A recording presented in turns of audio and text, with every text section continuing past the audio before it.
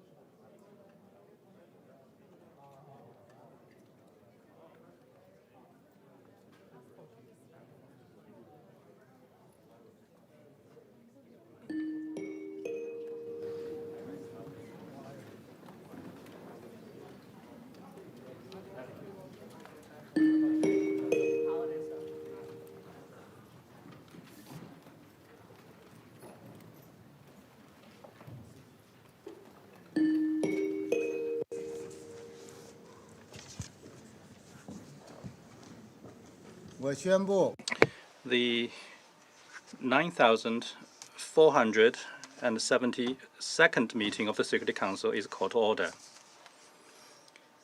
At the outset of the meeting, I should like, at the request of the delegation of the United Arab Emirates and on behalf of the members of the Security Council, to ask all those present now stand and join in observing a minute of silence for Israeli civilians and foreign nationals who lost their lives on 7 October in Israel, and all Palestinian civilians who lost their lives in the Gaza Strip and in the West Bank, including East Jerusalem, as well as the UN staff members and the journalists who lost their lives in the Gaza Strip.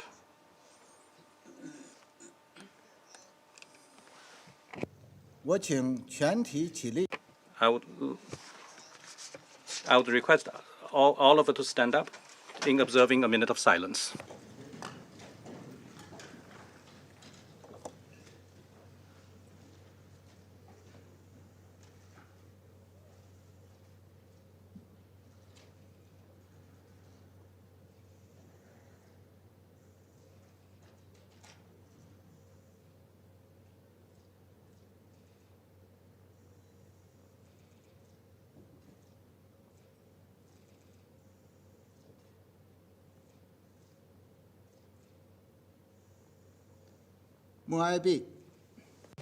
Please be seated.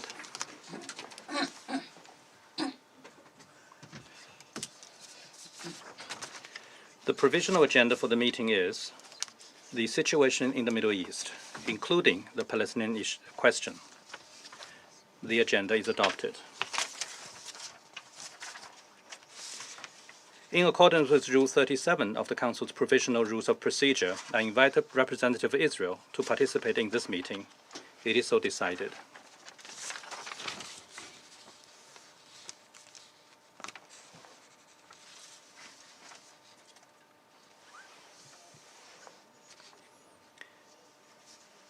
I propose that the Council invite the permanent observer of the Observer State of Palestine to the United Nations to participate in this meeting in accordance with the provisional rules of procedure and the previous practice in this regard. There being no objection, it is so decided.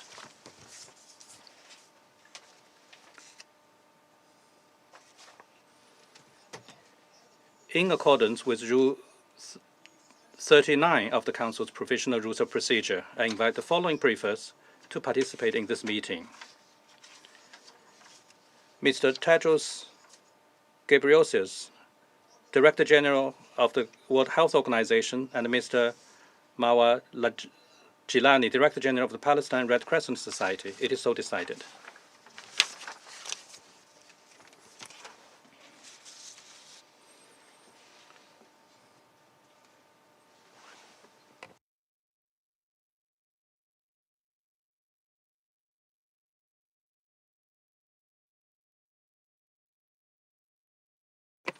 The Security Council will now begin its consideration of item 2 on the agenda.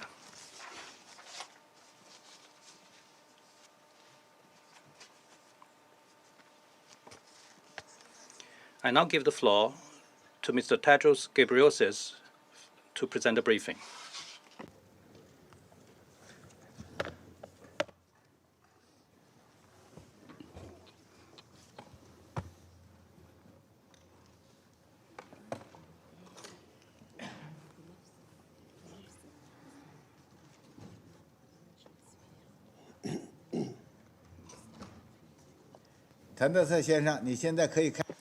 The floor is yours, sir. Thank you. Thank you, Mr. President, Excellencies. Thank you for this opportunity to brief you on the health situation in Gaza. Let me be clear from the outset that I fully understand the anger, grief, and fear of the Israeli people following the horrific, barbaric, and unjustifiable attacks by Hamas and other armed groups on Israeli civilians on the 7th of October. The killing of 1,400 people and injuries to more than 7,200 others is incomprehensible. For the survivors and families of victims, the mental health consequences will endure for a long time to come. WHO is gravely concerned for the health and well-being of Israeli hostages in Gaza, many of whom are older people, children, and those with urgent medical needs. 2 weeks ago, I spoke with families of hostages, and I will meet them in Geneva next week. I feel their heartache and fear. I also understand the anger, grief, and fear of the people of Gaza, who had already suffered through 16 years of blockade and are now enduring the destruction of their families, their homes, their communities, and the life they knew. The situation on the ground is impossible to describe. Hospital corridors crammed with the injured, the sick, the dying, morgues overflowing, surgery without anesthesia, tens of thousands of displaced people sheltering at hospitals, families crammed into overcrowded schools, desperate for food and water. More than 10,800 people have now been killed in Gaza, almost 70% of them women and children. On average, a child is killed every 10 minutes in Gaza. 1.5 million people have been displaced. and are looking for shelter anywhere they can find it. But nowhere and no one is safe. Nowhere and no one is safe. As more and more people move to a smaller and smaller space, overcrowding is increasing the risks of outbreaks of diarrheal and respiratory disease and skin infections. Of course, WHO is on the ground in Gaza, alongside our partners to support health workers who are physically and mentally exhausted and are doing their best in unimaginable conditions. In addition to caring for the 27,000 people who are wounded, many of them with life-threatening injuries, they're trying to manage the regular health needs of more than 2 million people. More than 180 women give birth in Gaza every single day. There are 9,000 patients on cancer therapy, and there are 350,000 patients with diabetes, heart disease, and hypertension. I visited Al-Shifa Hospital in Gaza 5 years ago in 2018. I toured a dialysis ward and a neonatal intensive care unit and spoke with health workers and patients. Even then, in 2018 in Gaza, conditions were extremely difficult for health workers. Now their work is impossible, and they're directly in the firing line. Since the 7th of October, WHO has verified more than 250 attacks on healthcare in Gaza and the West Bank, in addition to 25 attacks on healthcare in Israel, hospitals, clinics, patients, ambulances. Last week, WHO documented 5 attacks on 5 hospitals in one day.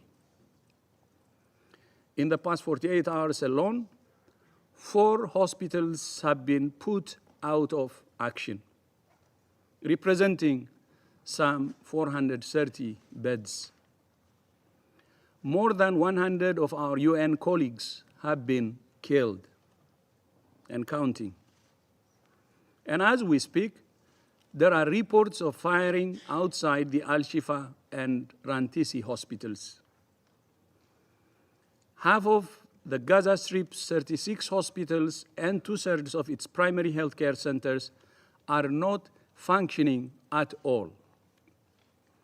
Those that are functioning are operating way beyond their capacities. The health system is on its knees, and yet somehow it's continuing to deliver some life-saving care. The best way to support those health workers and the people they serve is by giving them the tools they need to deliver that care: medicines, medical equipment, and fuel for hospital generators. Field hospitals and emergency medical teams can complement and support existing hospitals and health workers in Gaza, but they cannot replace them. Supporting Gaza's health workers is at the heart of WHO's operational response plan. WHO was part of the first convoy of aid to enter Gaza through the Rafah crossing on the 21st of October. And since then, we have delivered 63 metric tons of specialist medical equipment and supplies that health workers need to save lives, including to hospitals north of Wadi Gaza. But this doesn't even begin to address the scale of need. It's too small.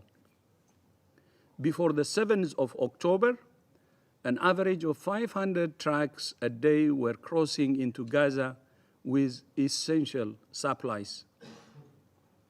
Since the 21st of October, instead of the expected 10,000 trucks, just 650 have entered. A month ago, Just 2 days after the violence started, I met with His Excellency President Abdel Fattah al-Sisi of Egypt, who agreed to support WHO and our partners to deliver aid through the Rafah crossing. I thank Egypt for its support in getting aid into Gaza and for establishing a medevac pathway to get the most critically sick and wounded patients out, including 12 children with cancer who are being transferred for treatment in Egypt and Jordan. WHO continues to call for unfettered access to deliver humanitarian aid to the civilians of Gaza, who are not responsible for this violence, but are suffering in ways that we in this room cannot imagine. We continue to call on Hamas to release the hostage it took, many of whom need urgent medical attention. We continue to call on Israel to restore supplies of electricity, water, and especially fuel. We continue to call on both sides to abide by their obligations under international humanitarian law. And we continue to call for a ceasefire to prevent further deaths of civilians and further damage to Gaza's hospitals and health facilities. Mr. President, Excellencies, I understand what the children of Gaza must be going through, because as a child, I went through the same thing, the same. The sound of gunfire and shells whistling through the air, the smell of smoke after they struck, tracer bullets in the night sky, the fear, the pain, the loss. These things have stayed with me throughout my life. I know the smell, the image of war. I know what war means. When my mother heard gunfire at night, she would make us sleep under the bed with more mattresses on top of one bed, in the hope we might be protected if a shell fell on our house, a mother's instinct to save her kids. I also understand what the parents of Gaza are going through, because in 1998, when war returned to Ethiopia, my country, my children had to hide in a bunker to shelter from the bombardment. I experienced war both as a child and as a parent. I know how the children are feeling, and I know how the parents are also feeling. The children and parents of Gaza and Israel want and need the same thing that my family wanted and needed: peace and security. By the way, I never imagined that I would be the Director General of the World Health Organization, because my mother's prayer was to survive just one day. One day. Maybe I'm lucky. That's what this council was established to achieve: peace and security. But this crisis underlines once again the need for reform of the Security Council. I felt nostalgic, by the way, when I entered into the room, because I used to come here when I was foreign minister. It has long been my view that the Security Council no longer serves the purpose for which it was established. And reminding this with all due respect. It represents the real politic of the Second World War, not the 21st century. As a foreign minister, I was part of a group working on reform of the Security Council. I'm dismayed that no progress has been made. To remain credible, relevant, and a force for peace in our world, member states, especially the P5, must take seriously the need to reform the Security Council. And one ask for today is a ceasefire and a post-war peace. I thank you. And Chair, Mr. President, back to you. I thank Director General Trados for his briefing. I now give the floor to Mr. Gilani to present a briefing. Thank you, Mr. President. Mr. President, Excellencies, thank you for giving me the opportunity to address this very important meeting of the Security Council. Mr. President, the health sector in Gaza is under attack. Hospitals are being deliberately targeted in a desperate attempt to force the civilian population out of Gaza. The last 24 hours saw the targeting of at least 4 hospitals in Gaza. Al-Shifa Hospital, with tens of thousands of people sheltering there. Al-Auda Hospital, where our ambulances were bombarded and the emergency paramedics miraculously escaped certain death yesterday. Also, the Indonesian hospital and our Al-Quds Hospital. Mr. President, I had to rewrite this statement few times in the last few hours, as the situation around the hospitals is changing by the minute. Displaced people at the hospitals are getting shot at as we speak.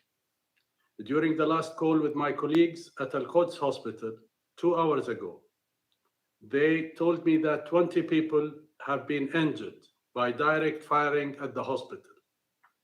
1 person has been killed. They are asking, what can they do? Where should they go? Thousands of innocent lives are under imminent threat of being killed. I'm calling upon the Council members on behalf of the staff and volunteers of the emergency medical teams, the doctors and nurses who are besieged in Gaza hospitals, to do all you can to spare further deaths and sufferings. There are 14,000 displaced civilians at Al-Quds Hospital, in addition to 400 sick and wounded, together with our medical teams and management.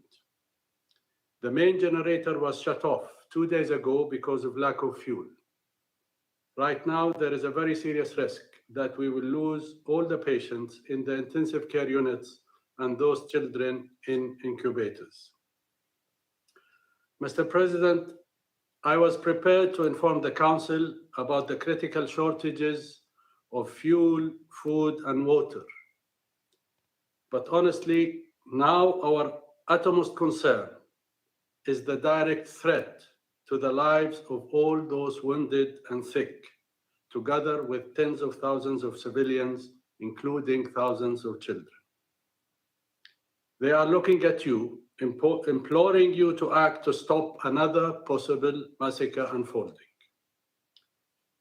In addition to the imminent threat of being shot and killed, the 14,000 displaced civilians at the hospital are getting restless and desperate because of lack of water, food, and electricity. We are witnessing the spread of diseases and increasing infestation of wounds with worms and among children. A child was treated yesterday for eye infection. The doctor found worms in his eyes. Mr. President, the medical teams have left their families to help save the lives of the wounded and the sick, but many of them received the news of losing so many loved ones.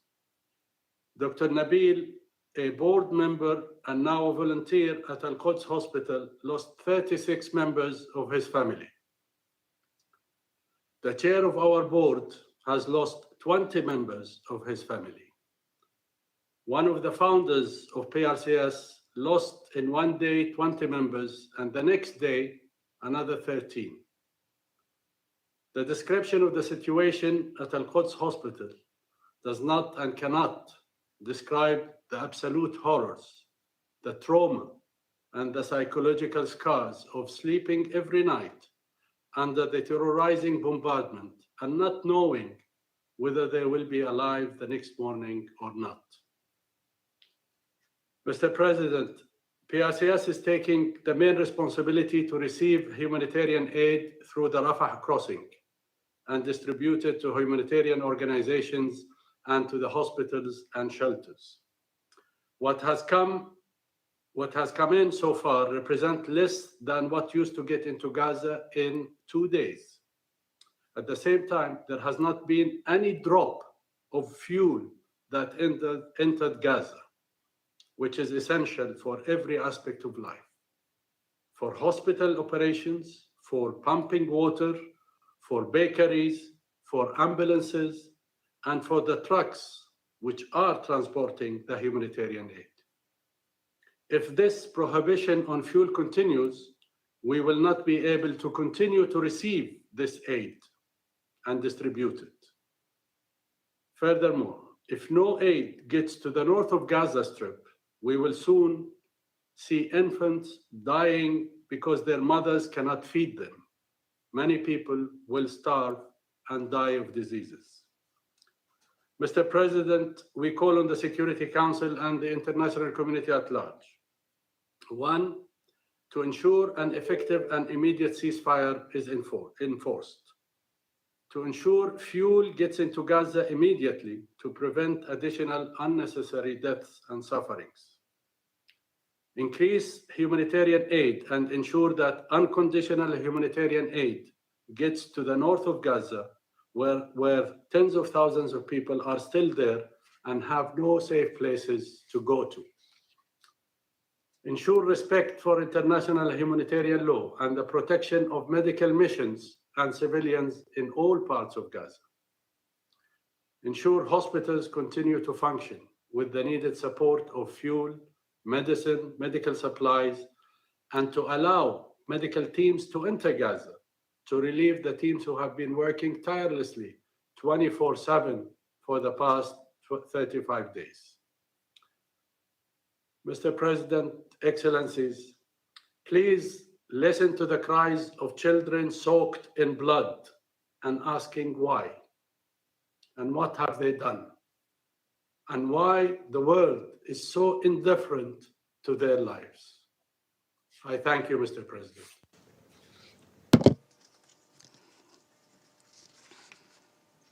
I thank Mr. Gilani for his briefing.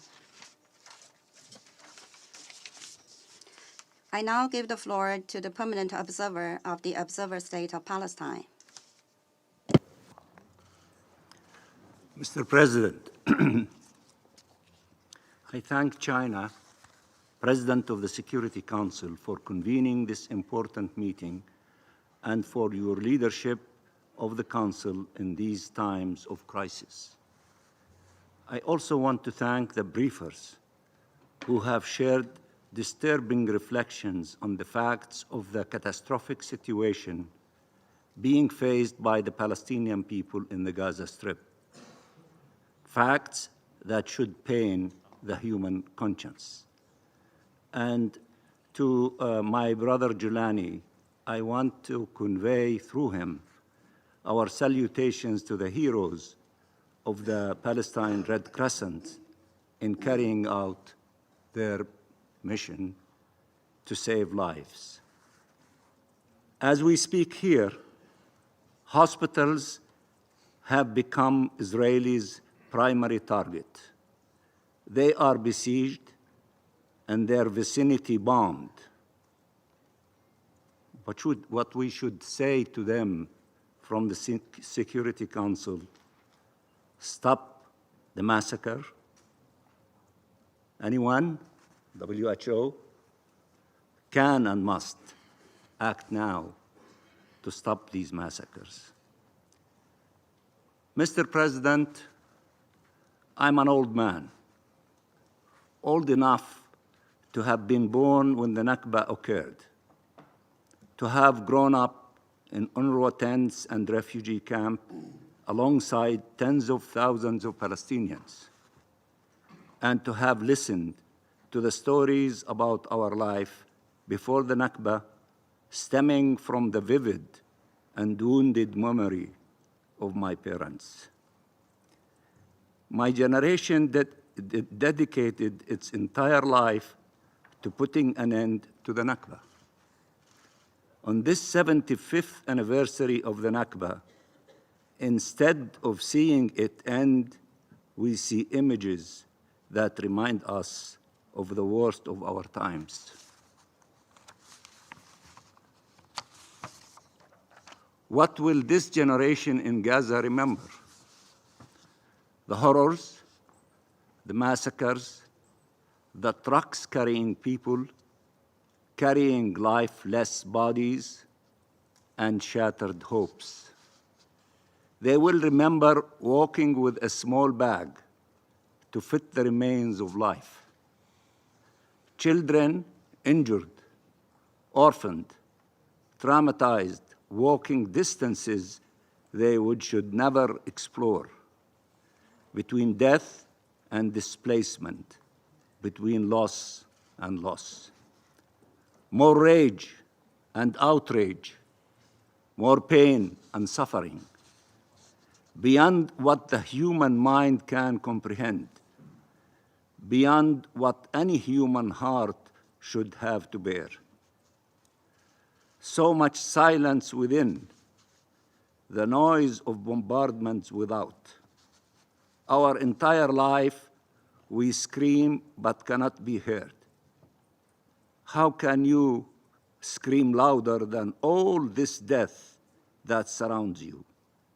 How can you scream louder than the noise of the bombardments? I cannot bear these images of a human wave with no tears as their eyes dried up, with broken hearts. Small children carrying burdens that would break the shoulders of strong men, discovering the meaning of death before enjoying the taste of life. They are standing up, but everything else within them and around them has crumbled.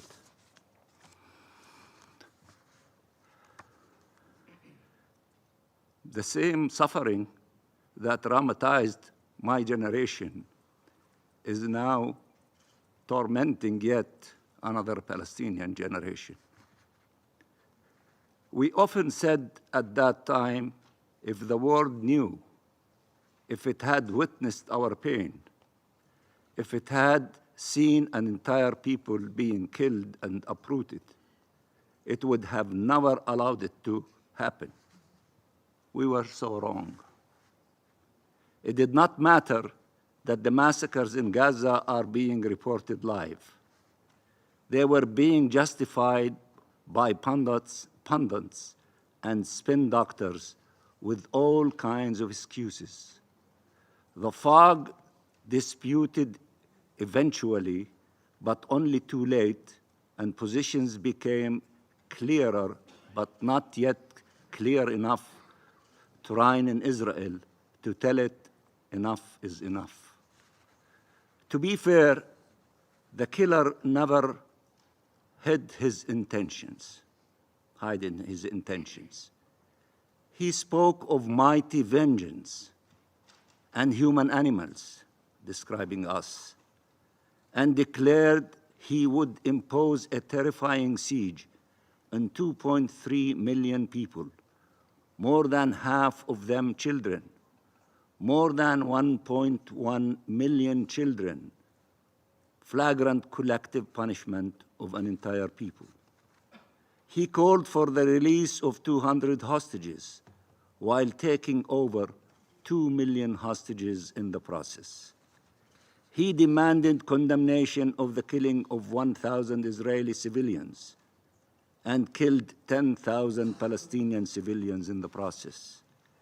He proclaimed his right to self-defense while occupying, colonizing, and denying every right to the Palestinian people including our right to self-determination and to protection and to defend ourselves.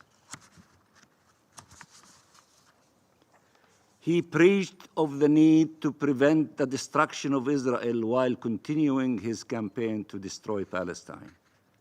He rejected any insinuation that Israel was not upholding the laws of war while committing war crimes and crimes against humanity on camera, and while his representatives were unable to hide their genocidal intent. Bombs dropping everywhere, north, south, east, and west. Bombs dropping on schools, universities, hospitals, UN shelters, cars, convoys, people walking, ambulances, killing civilians, doctors, journalists, UN staff, humanitarian rescue teams. Where should Palestinians go? To the sea or out of the Gaza Strip?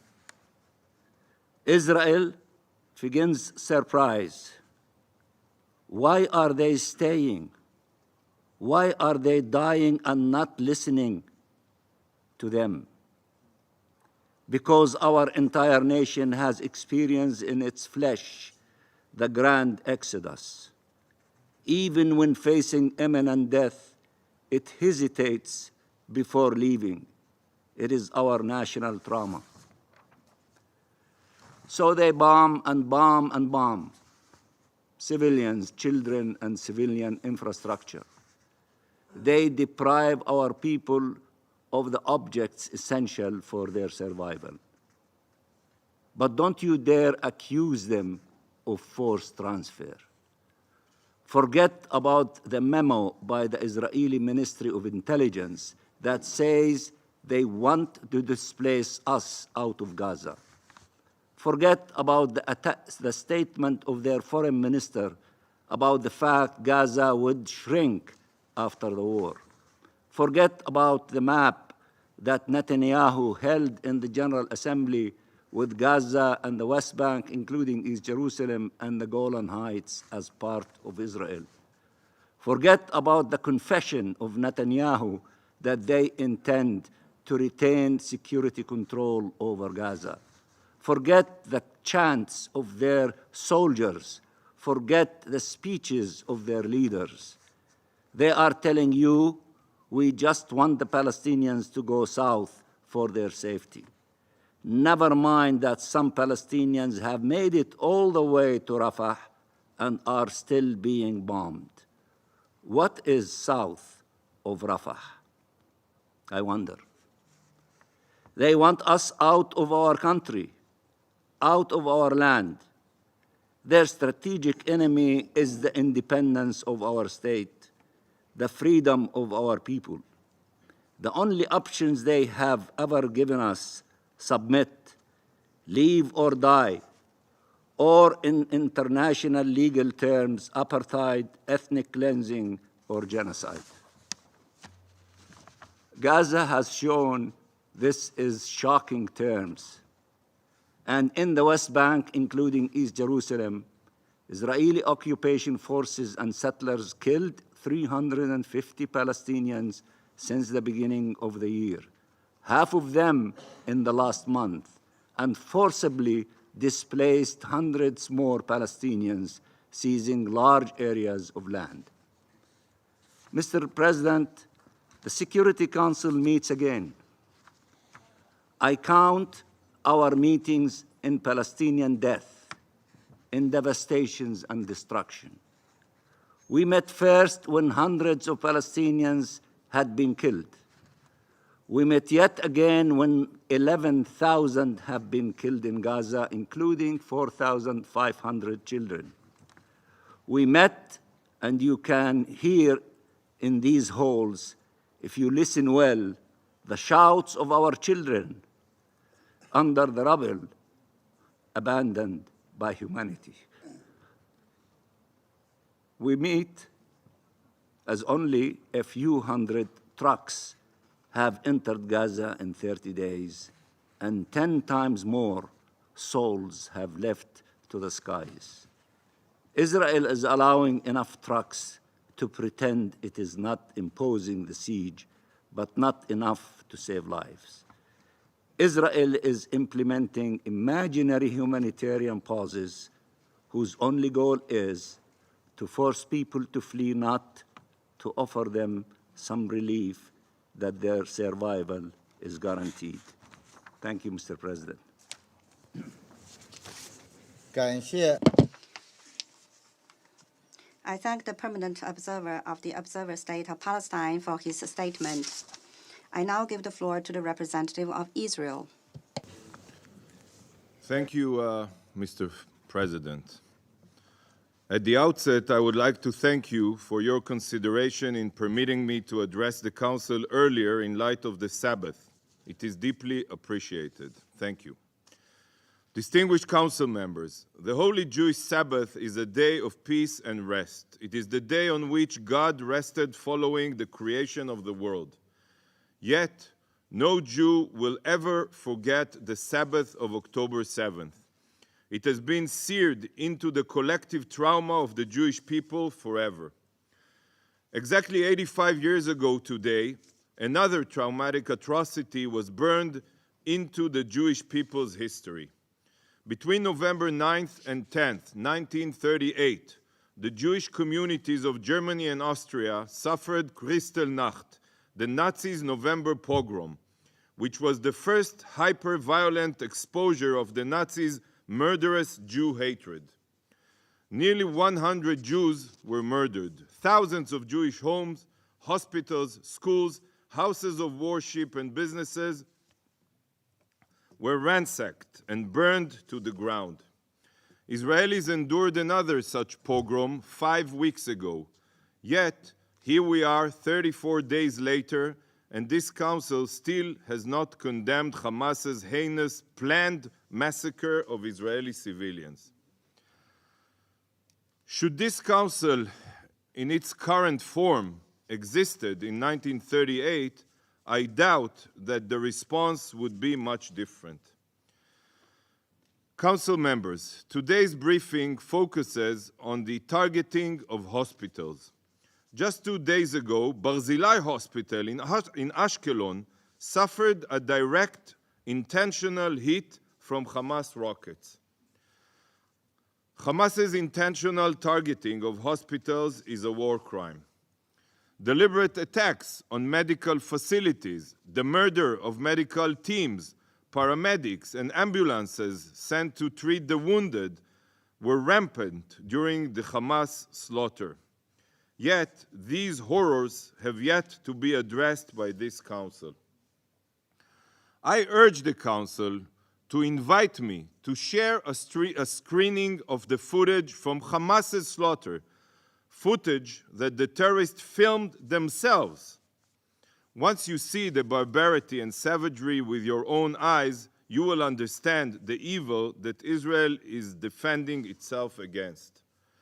Will you address these crimes today? Will you condemn Hamas for murdering Israeli medical personnel? Will you call out Hamas for torching Israeli ambulances?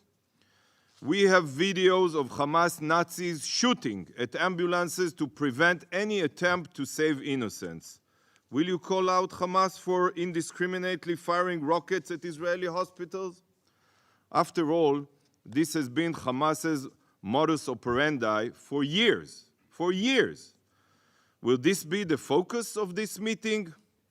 What about Hamas's exploitation of hospitals, ambulances, and medical clinics for terror in Gaza? Will this be raised in today's meeting? Over the past week, Israel has exposed to the world that the Hamas Nazis' main command headquarters is located within and under Shifa Hospital. We have provided footage of terrorists existing tunnels adjacent to and underneath hospitals. We have shown videos of Hamas ISIS using ambulances as a means of transporting weapons and terrorists. We have shared intelligence, including phone calls between terrorists stating that they not only are located under and inside hospitals, but that they also control the fuel supply to medical centers, which they exploit first and foremost for their terror activity. We have shared footage of Hamas terrorists who openly admit that Shifa Hospital and other hospitals serve as bases and that ambulances are used as taxis for terrorists. These terrorists make it clear that Hamas co-opts these vehicles and sensitive locations for their war machines, as they know that Israel will not attack them. Over the past 16 years, Hamas has turned every inch of Gaza into a terror trap. Nothing is sacred to these jihadist Nazis. Every medical worker, doctor, and patient in Gaza is a human shield for the Hamas terrorists. This is abominable. It is a war crime of epic proportions. Will this be the focus of today's meeting? How can we possibly hold a briefing on the medical situation in Gaza without making this the primary issue of this meeting? For weeks, Israel has asked all civilians to temporarily evacuate northern Gaza. We have dropped leaflets. We have made phone calls. We have sent text messages. For days, there has been designated corridors for civilians to evacuate south. Israel is providing safe passage for Gazan civilians to leave an active war zone, while Hamas is actively working to prevent civilians from leaving. In footage that surfaced today, Gazan civilians were waving white flags as they tried to leave Al-Nasser hospital, yet they were forced to stay after Hamas opened fire on them. Israel is at war with Hamas, and we have gone above and beyond to mitigate civilian casualties. For Israel, life is sacred. But yet, for Hamas, death is sacred, particularly civilian deaths. Will this be the focus of today's meeting? Will this council condemn Hamas for these crimes? Over a week ago, Israel formed a task force to establish field hospitals in southern Gaza for all those in need. This team is in touch with countries around the world, and we are already seeing progress. There is no clearer proof that that Israel is doing everything possible to provide solutions to mitigate civilian harm, while Hamas is committed to murdering both Israeli and Gazan civilians. Israel is fighting a war that it did not start or want. On October 6th, there was a ceasefire in place. Yet, Hamas violated that ceasefire with the brutal slaughter, rape, and burning of 1,400 Israelis. Despite their unbelievable claims otherwise, Hamas is fully responsible for the situation in Gaza. They are fully responsible for Gaza's civilian population. They are fully responsible for Gaza's resources, and they are fully responsible for exploiting hospitals and ambulances as weapons of terror. While Hamas must be held fully accountable, there is another body, sadly, that is complicit: the UN. Colleagues, for years, I have warned this Council of the briefings you receive, the numbers, statistics, and events that are provided to this Council by UN officials. Yes, such as Dr. Tedros, such as Mr. Lazzarini of UNRWA, such as Mr. Griffith of OCHA, from all the other libelous UN organizations, committees, and also, sadly, from the Secretary General himself. They do not reflect the situation on the ground. Yes, diplomatic niceties require us to thank them for their work, but sadly, they are relaying falsehoods that are completely detached from reality. For years, the UN has refused to establish verification mechanisms that can provide us a truthful picture of reality. WHO is it that supplies the UN with these so-called facts. Who is it that supplies the UN with these so-called facts? Is this information coming from unbiased and impartial third parties? The answer is no. Every piece of information regarding the situation on the ground that this Council receives comes from Hamas, not international UN employees in Gaza. I will remind the Council that Hamas, a genocidal terror organization, controls every facet of Gaza. Every number from the so-called Ministry of Health is Hamas. Many UNRWA workers in Gaza are themselves members of Hamas. The time has come to bust the myth of UN-supplied facts. This Council is being spoon-fed lies by the very same terrorist organization that deliberately murdered and maimed thousands of innocent Israelis just 34 days ago. Hamas has ensured that every square meter of Gaza is under their complete reign of terror. Many ambulances drivers are Hamas members. Local contributors to international media are Hamas members. We saw this week that innocent photojournalists for Reuters and the New York Times not only documented Hamas's horrors, but crossed into Israel to film them with the terrorists themselves. Hamas rules all of Gaza with an iron fist, and Hamas also rules all of the information coming out of the Strip. Just because briefings are written on official UN documents, it doesn't change the fact that the content was based on information supplied by Hamas. Hamas knows that this Council ingests their poisonous falsehoods. This is part of their script. Their very own terror operatives give libelous information, which cannot be, sadly, verified by anyone other than Hamas to UN bodies. This information is passed on to UN officials, and then this information is used to brief you.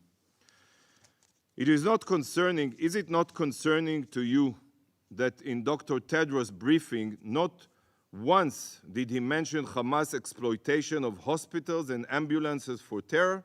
Should this not raise a red flag? We are also being briefed by the Palestinian Director General of the Red Crescent. Yet, there is no Israeli representative of Magen David Adom, the Israeli Red Cross, briefing the Council. Is this not mind-boggling? Does this not reek of bias? Do Israeli lives matter less? Are the hostages, including women, children, toddlers, and the elderly, not worthy of this Council attention? How about the trauma of tens of thousands of Israelis? Or the thousands of wounded Israelis still being treated in hospitals? Or the hundreds of thousands of Israelis who have been forced to leave their homes since the massacre? Mr. Gilani, why don't you tell the Council about the ambulances that Hamas abuses for transporting terrorists and weapons? Or is this an inconvenient truth that you choose to stay silent about? When the parking lot of El Ahli Hospital was hit by a Palestinian Islamic Jihad rocket, the WHO jumped on the opportunity to falsely condemn Israel. Yet, even though it has been proven beyond a fraction of a doubt that Palestinian terrorists were responsible, no effort has been made by the WHO to change the label they immediately adopted. We all remember that within minutes of the Islamic Jihad rocket attack on El Ahli Hospital, the Hamas Ministry of Health immediately reported 500 fatalities. We now know that this number was a total lie, but still UN bodies still rely on such fabrications. Stop believing Hamas falsehoods, I beg you. Last week, we were shocked to hear Dr. Michael Ryan, the executive director of the WHO Health Emergency Program, call on Gazans to remain in hospitals that serve as Hamas terror bases. By adopting Hamas narrative of evil and telling patients to remain in an active war zone, the WHO prefers to endanger the lives of Palestinians rather than save them. What is even more shocking is that Dr. Rick Peppercorn, the WHO representative for Gaza, has until today refused to be briefed by Israel. We have urged Dr. Peppercorn numerous times to speak with us about the undeniable subterranean city of terror underneath Shifa Hospital, yet we received no answer. Instead, Dr. Peppercorn and WHO prefer to parrot Hamas lies while denying to speak to any Israeli experts. WHO teams have made it clear that they prefer to reward Hamas's strategy of exploiting hospitals, and by doing so, the WHO is directly complicit in giving impunity to this despicable practice. Dear colleagues, Israel is taking action to mitigate civilian casualty. We prefer to take proactive steps because, unlike Hamas and UN bodies, we cherish life and hold it sacred. This is why Israel is in advanced talks with the United Arab Emirates, with the ICRC, and with other European countries regarding the establishment of field hospitals and floating hospital ships. Israel facilitated the Jordanian airdrop of medical aid to hospitals in northern Gaza. Thousands of tons of medical equipment and supplies have already entered Gaza. Israel constantly shows that it is willing to take any step to evacuate the wounded from the war zone of northern Gaza to safer areas in the south. Sadly, Israel is doing far more for the well-being of Gazans than the WHO or any other UN body. Yet, this is not the focus of this meeting. If any UN official truly cared for Gazans, they would be working hand in hand with us to advance solutions, not condemn Israel for the measures taken to provide safety. Distinguished Council members, Hamas is supplying all of the information. I reiterate, Israeli experts are either ignored or baselessly mistrusted, and verified facts, including video, audio, and intelligence-based information, are deliberately omitted from your briefings. The words of genocidal terrorists are accepted at face value, while the irrefutable evidence of a law-abiding democracy is tossed aside. Tragically, the UN mechanisms have become terror enablers. We must no longer accept this. Colleagues, while Israel is at war with Hamas, and only with Hamas, we are also defending ourselves against murderers, numerous other terror threats. Palestinian Islamic Jihad in Gaza, Hezbollah in Lebanon, the Houthis in Yemen, and the Iranian Revolutionary Guard in Syria. These are all tentacles of the same genocidal octopus, Ayatollah regime in Iran. The Ayatollah has publicly praised the October 7th massacre, and Iran has armed, funded, and trained all of the terror groups attacking Israel. Nevertheless, the foreign minister of this murderous regime visited the UN only a week and a half ago and was given the red carpet treatment. He was loudly applauded in the General Assembly and even met with the Secretary General, who shook his hand with a big smile. The UN has completely lost its moral compass. This cannot be tolerated.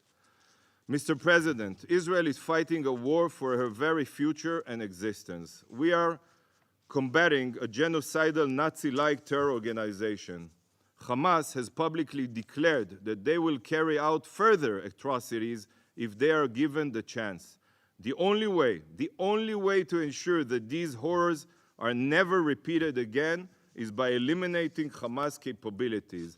And this is the realization of our collective oath of never again. Israel will continue targeting Hamas while working towards solutions for Gazan civilians. This should be the focus of this meeting and not anything else. Thank you, Mr. President.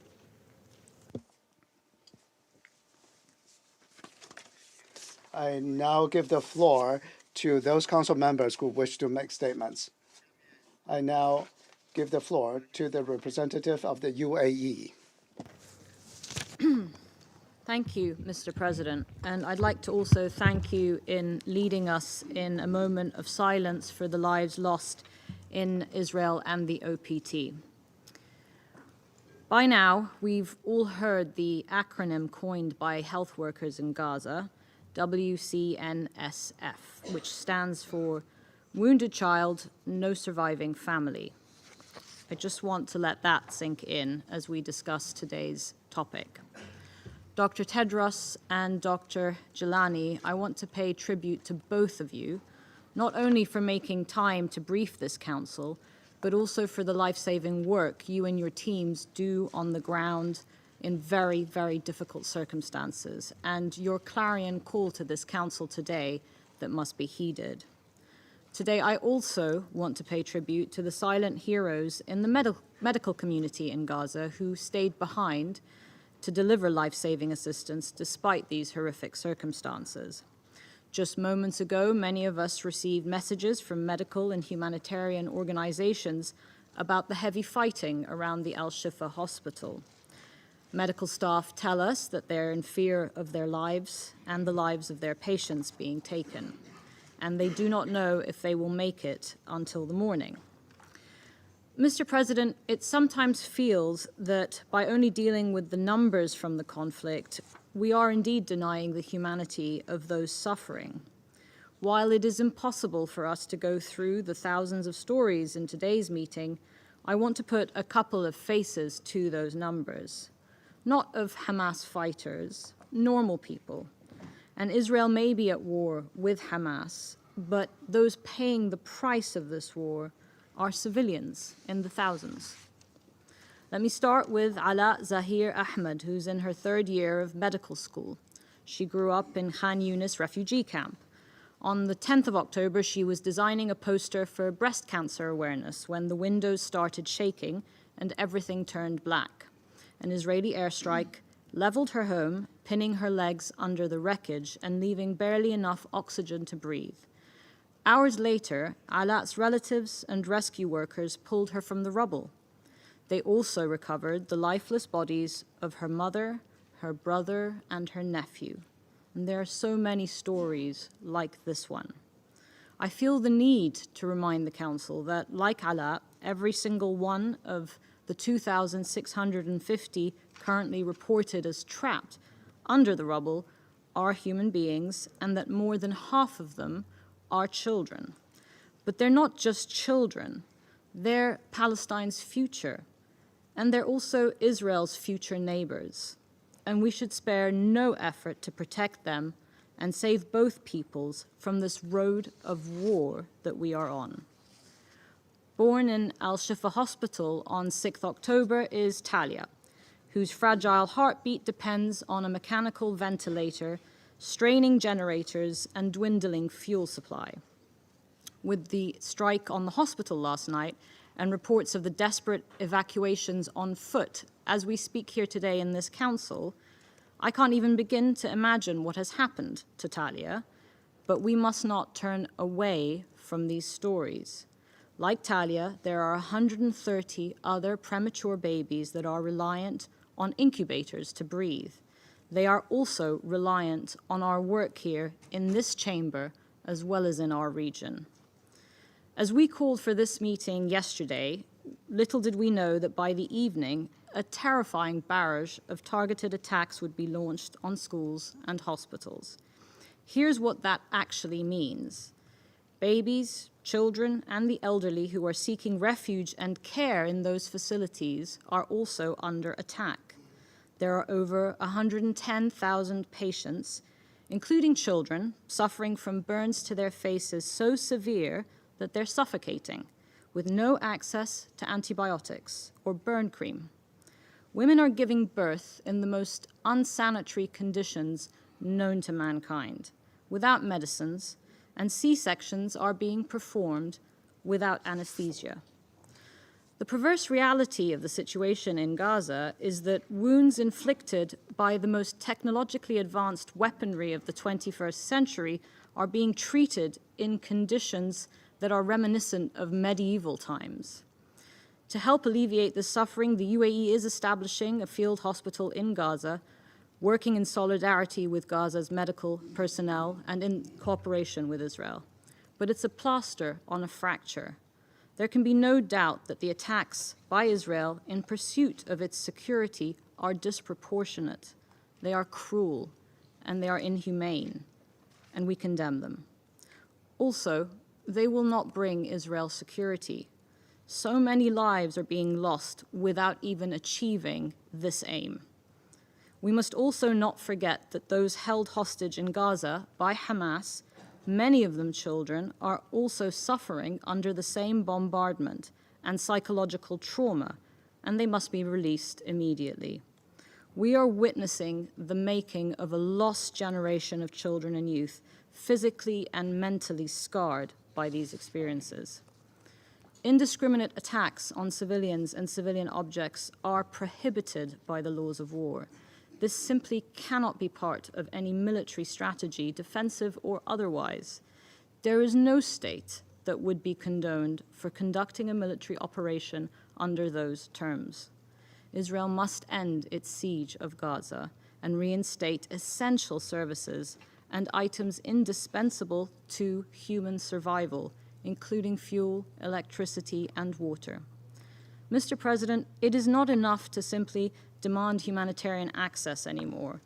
While we must continue to call for compliance with the basic rules of international humanitarian law, as a matter of conscience, as many have said, we all know that without accountability or enforcement, this will never happen. At the bare minimum, we need to activate all the possible tools, including sustained and multi-day humanitarian pauses or truces, not least to end the suffering of children. This can also enable a humanitarian surge, the safe movement of civilian and aid workers, conditions for access to and safe release of hostages. This is fundamental for the necessary goal, a durable and sustained ceasefire. It is unconscionable that it has been 33 days of the destruction of Gaza without any Council action and response. It is time to act and to respond and help save innocent lives. And to ensure this violence ends once and for all, this two-state solution must be the overarching goal. The international community must reiterate its unwavering support for this goal. This is the only solution that takes us out of this cycle of hatred and violence and dehumanization again and again and again. Thank you, Mr. President. I thank the representative of the UAE. I now give the floor to the United States. Thank you, Mr. President. Thank you, Director General Tedros and Director General Marwan Jalani for your briefing today and for your dedication over the past few weeks amid extraordinary challenges. At the top, let me emphasize that we are closely monitoring the situation at the hospitals in Gaza. We are deeply concerned for the well-being of civilians who are at these facilities and rely on them for life-saving care and shelter from the violence. All civilian and humanitarian facilities, especially hospitals and medical facilities, as well as the people who work for them and are engaged exclusively in medical duties, must be respected and protected consistent with international law. We know that hospitals are in desperate need of fuel. The United States has been working tirelessly to put in place mechanisms to enable the fuel to reach hospitals and to meet other urgent needs in the South. These mechanisms need to be operationalized without delay, and much more work remains to be done to meet humanitarian needs throughout Gaza. But I also want to make clear that we share Israel's concerns about Hamas's hoarding and siphoning of fuel in northern Gaza. This is unacceptable, and we must all call it out. We also must call out the fact that Hamas cynically and atrociously uses Palestinian civilians as human shields, putting its command posts, weapons, and ammunition within or beneath the very hospitals we are speaking about today, and in residential buildings, schools, mosques. Hamas does not try to protect Palestinian civilians. It deliberately and callously endangers them. At the same time, these cowardly tactics do not diminish Israel's responsibility to distinguish between civilians and terrorists in its fight against Hamas. How Israel responds to Hamas attacks matters, and Israel's response must be consistent with international humanitarian law. Rules like proportionality and precaution still apply. And the risks of harm to civilians at sites that Hamas is using for military purposes absolutely have to be considered when planning an operation. Colleagues, acknowledging one party's suffering does not negate or detract from another's. We must not look away from the pain and suffering of innocent Palestinians. More than 1.5 million Palestinians who have been displaced in the weeks since October 7th. Innocent civilians have been killed, and people are in dire need of humanitarian assistance. Palestinian families are grieving, and we grieve with them. Our capacity for empathy also requires that we mourn the Israeli civilian lives lost on October 7th. The pain and suffering of families who wait to know the fate of more than 200 civilians, women, children, the elderly, still held hostage by Hamas. Israelis are also grieving, and we too grieve with them. I want to repeat, acknowledging one party's suffering does not negate or detract from another's. That was the message Secretary Blinken delivered during his recent trip to the region, his second in the last 3 weeks. At every stop, Secretary Blinken had candid and direct conversations about Israel's right to defend itself against Hamas terrorist attacks. He underscored the need to protect civilians consistent with international humanitarian law and to surge additional humanitarian aid to the people of Gaza. He emphasized U.S. support for humanitarian pauses to facilitate and expand aid delivery. And he reiterated the importance of ending this current conflict in a way that ensures lasting peace and security in the region. Colleagues, although we may have different views and positions on certain necessary steps to achieve these objectives, I think it is clear we are all committed to work toward these ends. In particular, we all agree that much more also needs to be done to make sure that humanitarian assistance reaches those in need. President Biden and Secretary Blinken have worked tirelessly over the last month with Israel, Egypt, the UN, and others to facilitate the flow of fuel, food, water, medicine, and other humanitarian supplies into Gaza. Despite these efforts, the quantity of assistance entering Gaza is nowhere near enough to meet the dire and growing needs, and we are working to urgently scale up aid deliveries. Israel has committed to implement 4-hour pauses in areas of northern Gaza each day, with an announcement to be made 3 hours beforehand. We have been told by the Israelis that there will be no military operations in these areas over the duration of the pause, and that this process is starting today. We urge that these pauses be implemented without delay, and we emphasize that coordinating these pauses with the UN would help ensure aid reaches those in need. Moreover, we continue to support calls for extended humanitarian pauses. And we are hopeful that Israel's announcement will allow for the increased flow of humanitarian assistance into Gaza and will enable the safe passage of civilians seeking to flee the violence in northern Gaza. The United States will continue to lead, but it will require a collective effort from all of us to meet the soaring needs in Gaza. It is time to step up and to support the efforts of the UN. The UN is playing an essential role in the humanitarian response effort, and that work has come at great cost. Nearly 100 members of UNRWA have lost their lives. It is tragic, and thousands are putting their lives on the line every single day to help the people of Gaza.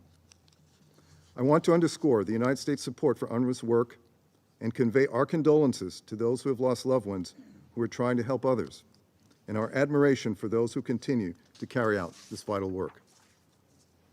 We unfortunately do not yet have a way forward to secure the release of hostages, but we are working very hard on one.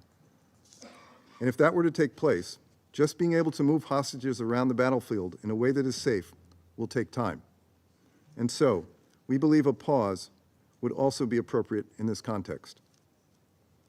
Colleagues, even as we are consumed by this crisis, we must also work to chart a more peaceful future. President Biden has been very clear that we cannot go back to the way things were before October 7, either in Gaza or in the West Bank. And he has said we need to get back to the urgent work of advancing concrete progress towards a viable Palestinian state that includes both Gaza and the West Bank. The United States continues to believe the most viable path, indeed the only path, to peace is through a two-state solution. As Secretary Blinken made clear this week, the only way to ensure that this crisis never happens again is to begin setting the conditions for durable peace and security. That means there must be no forcible displacement of Palestinians from Gaza, not now and not after the war. Gaza cannot be used as a platform for terrorism or other violent attacks. There must be no reoccupation of Gaza after the conflict ends or attempt to blockade or besiege Gaza. And there must be no reduction in the territory of Gaza. Finally, we must also ensure no terrorist threats can emanate from the West Bank. Adhering to these principles and achieving a two-state outcome is the only guarantor of a secure and democratic Israel, the only guarantor of Palestinians realizing their legitimate aspirations to live in a state of their own, enjoying equal measures of security and prosperity, the only way to end this violence once and for all. Again, our capacity for empathy, our common humanity, that is what separates us from Hamas and other terrorists. We can and must acknowledge one another's suffering and keep working together to alleviate the human suffering created by this conflict. And we can and must work toward a more peaceful and secure future for Israelis and Palestinians alike. Thank you, Mr. President. I thank the representative of the United States. I now give the floor to the representative of Brazil. Thank you, Mr. President. Mr. President, colleagues, I thank the United Arab Emirates and China for calling for this open briefing on the health emergency in Gaza. I also thank Dr. Tedros Ghebreyesus and Dr. Marwan Gilani for their briefings and commend them and their teams for their tireless work on the war-torn ground of Gaza.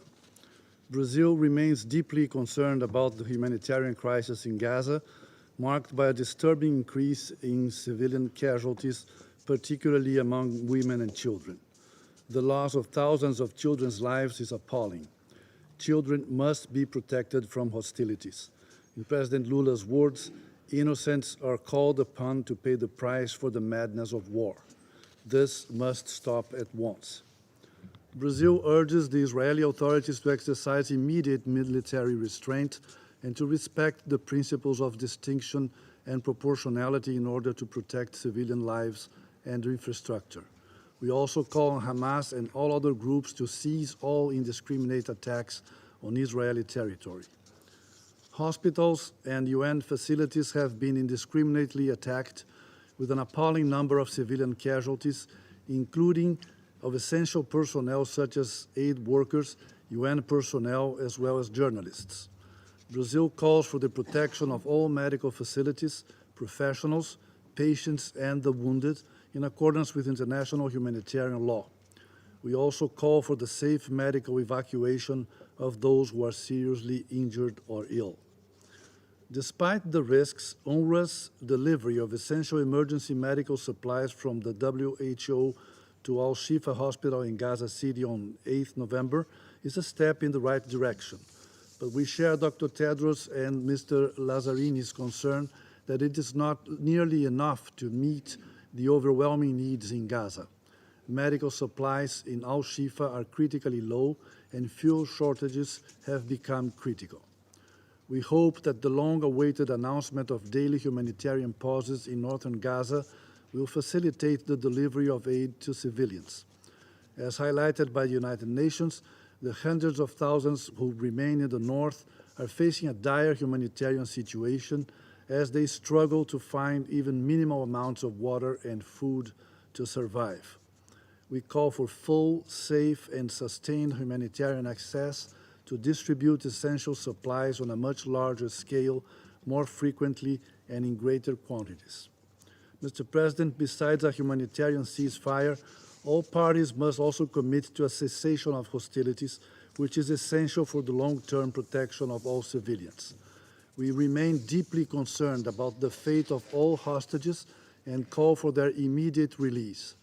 Their safety, well-being, and humane treatment in accordance with international law must be guaranteed. The ICRC must be granted access to all hostages without further delay. This crisis poses a significant threat to international peace and security and has the potential to escalate into a wider conflict. 1 month into this crisis, it is clear that diplomatic efforts have failed to match the gravity of the situation. The international community must act swiftly to create the conditions for a lasting solution. Violence will not provide the answers. Yesterday in Paris, at the International Humanitarian Conference for the Civilian Population of Gaza, Brazil stressed the importance of convening a conference that can promote a political solution to this decades-old conflict with the participation of a large number of states, such as the case of the 2007 Annapolis Conference. Ignoring the legitimate rights of the Palestinian people to self-determination has had an unacceptable toll of human lives and human suffering on both Palestinians and Israelis.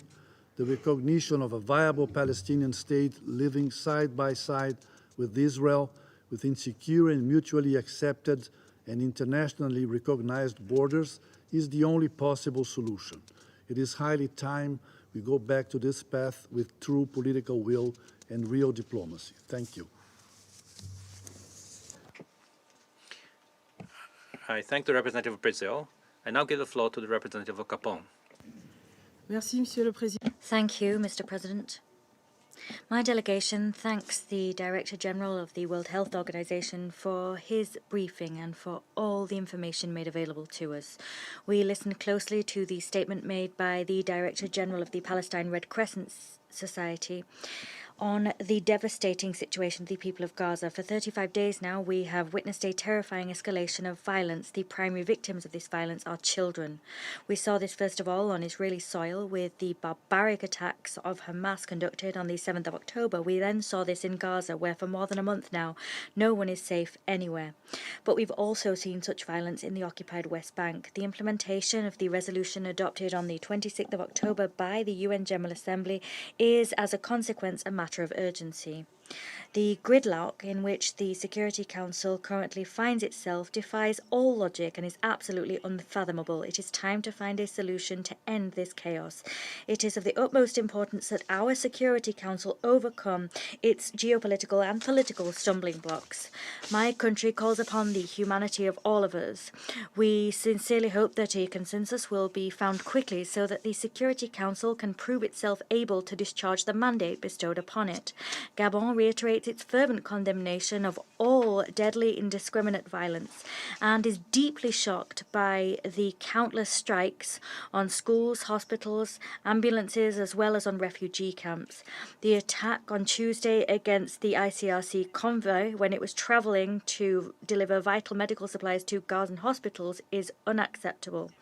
These flagrant violations of international law and of international humanitarian law are unjustified, unacceptable, and must, as a result, stop. In this same vein, all acute shortages of basic commodities, foodstuffs, water, electricity, fuel, and medicine cannot continue.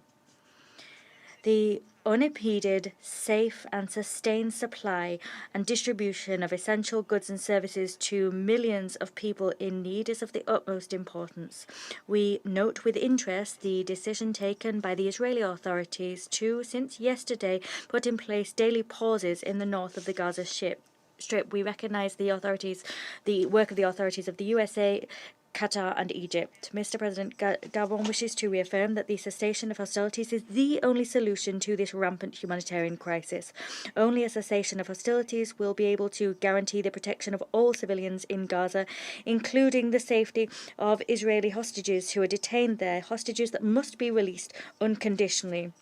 It is only by silencing the weapons that rescue and recovery operations of children, namely those trapped under the rubble, will be able to be conducted. It is only by silencing the weapons that humanitarian actors will be able to identify need and organize the temporary care of unaccompanied children that have been separated from their parents or who have become orphans.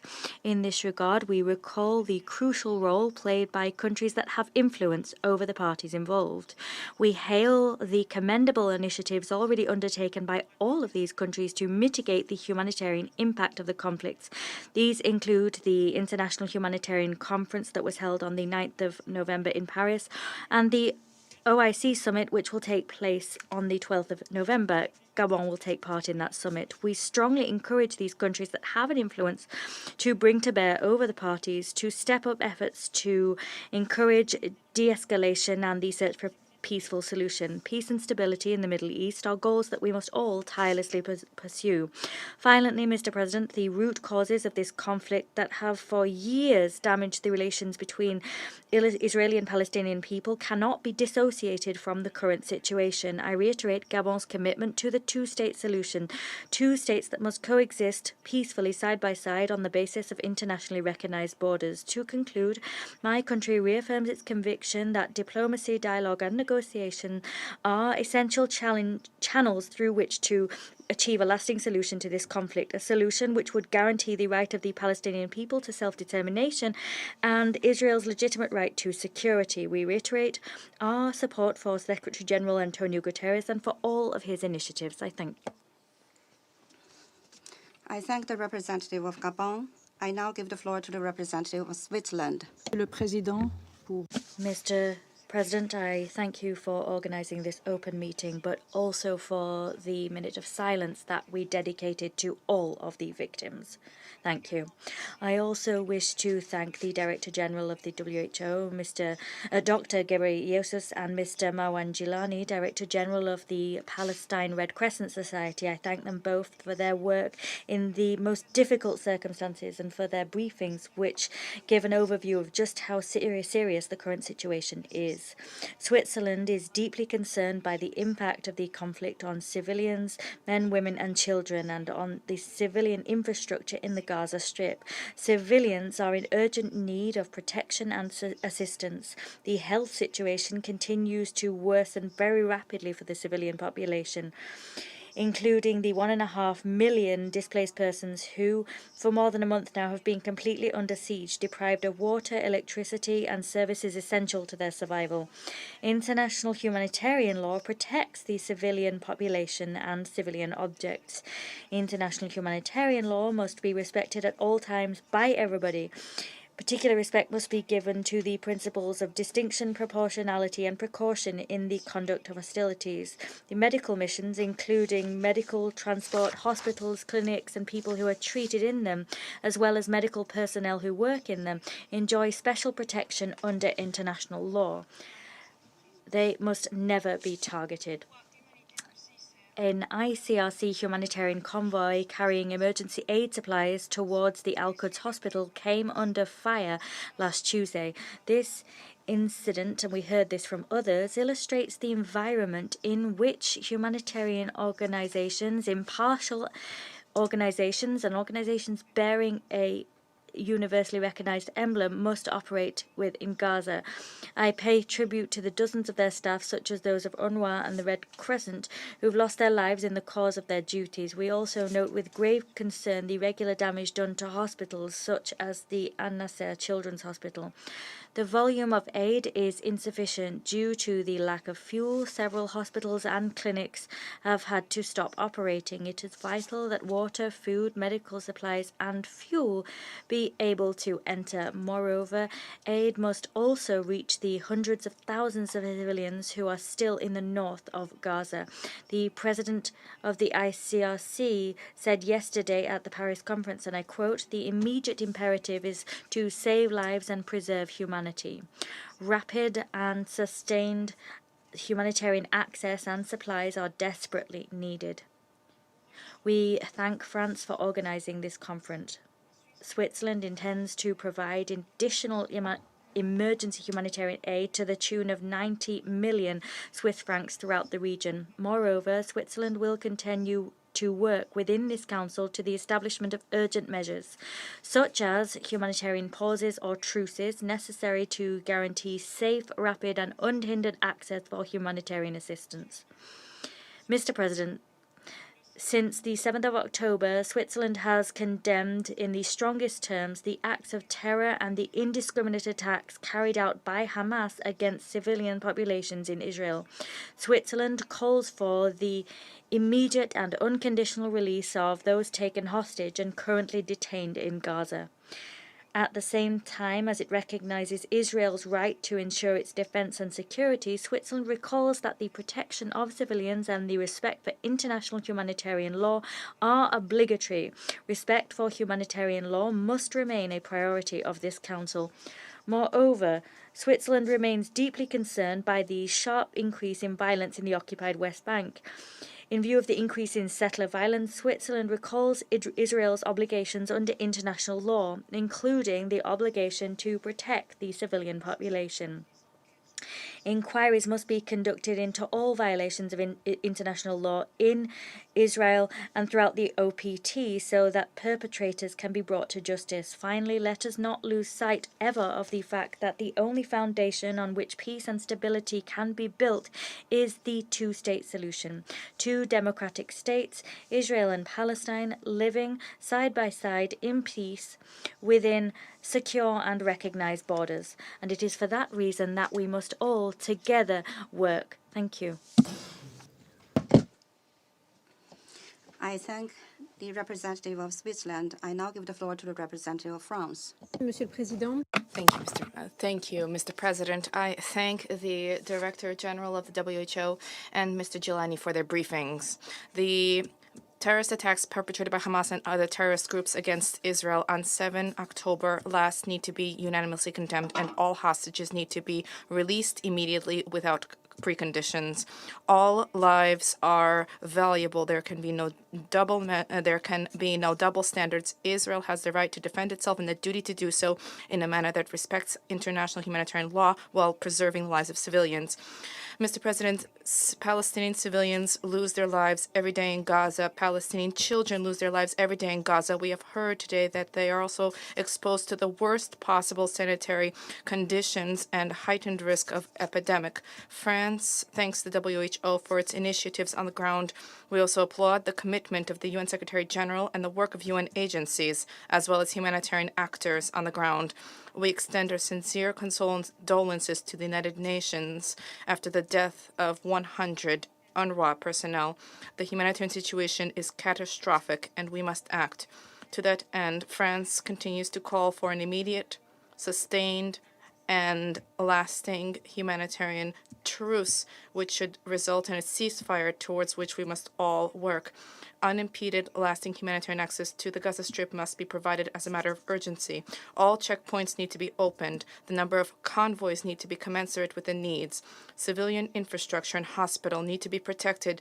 In respect of IHL, there is a need to ensure the immediate restoration of basic services, inter alia, to guarantee access to water, sanitation, and electricity.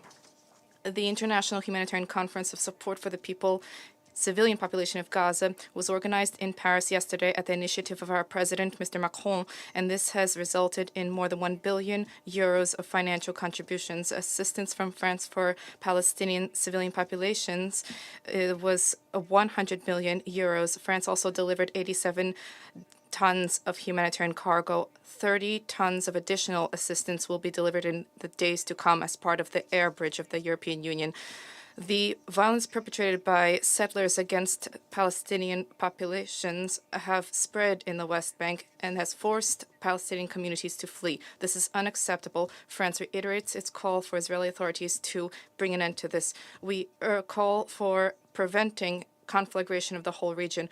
There is a need for safety and security of blue helmets, of UNIFIL, UNDAF, UNSO to be upheld. They continue to deliver upon their mandates. France is fully committed to avoiding a spread of the conflict, and we also condemn the Houthi strikes towards Israel. The world cannot disregard the legitimate aspiration of Palestinians and Israelis to live in peace and security. We all are aware of the conditions necessary for this lasting peace. These are the indispensable guarantees for Israel for its security and those of a state for Palestinians. There's a need to restore the political horizon. The only viable solution is a two-state solution, and this imperative must no longer be a prospect. It needs to become a reality. France will persevere with our constructive engagement at the Council to ensure that a resolution is adopted at the soonest. We owe this to the Israelis and Palestinians. Thank you. I thank the representative of France. Now I give the floor to the representative of the United Kingdom. I thank WHO Director General Dr. Tedros and Mr. Giuliani for your detailed description of the situation and personal stories with fear, pain, and loss.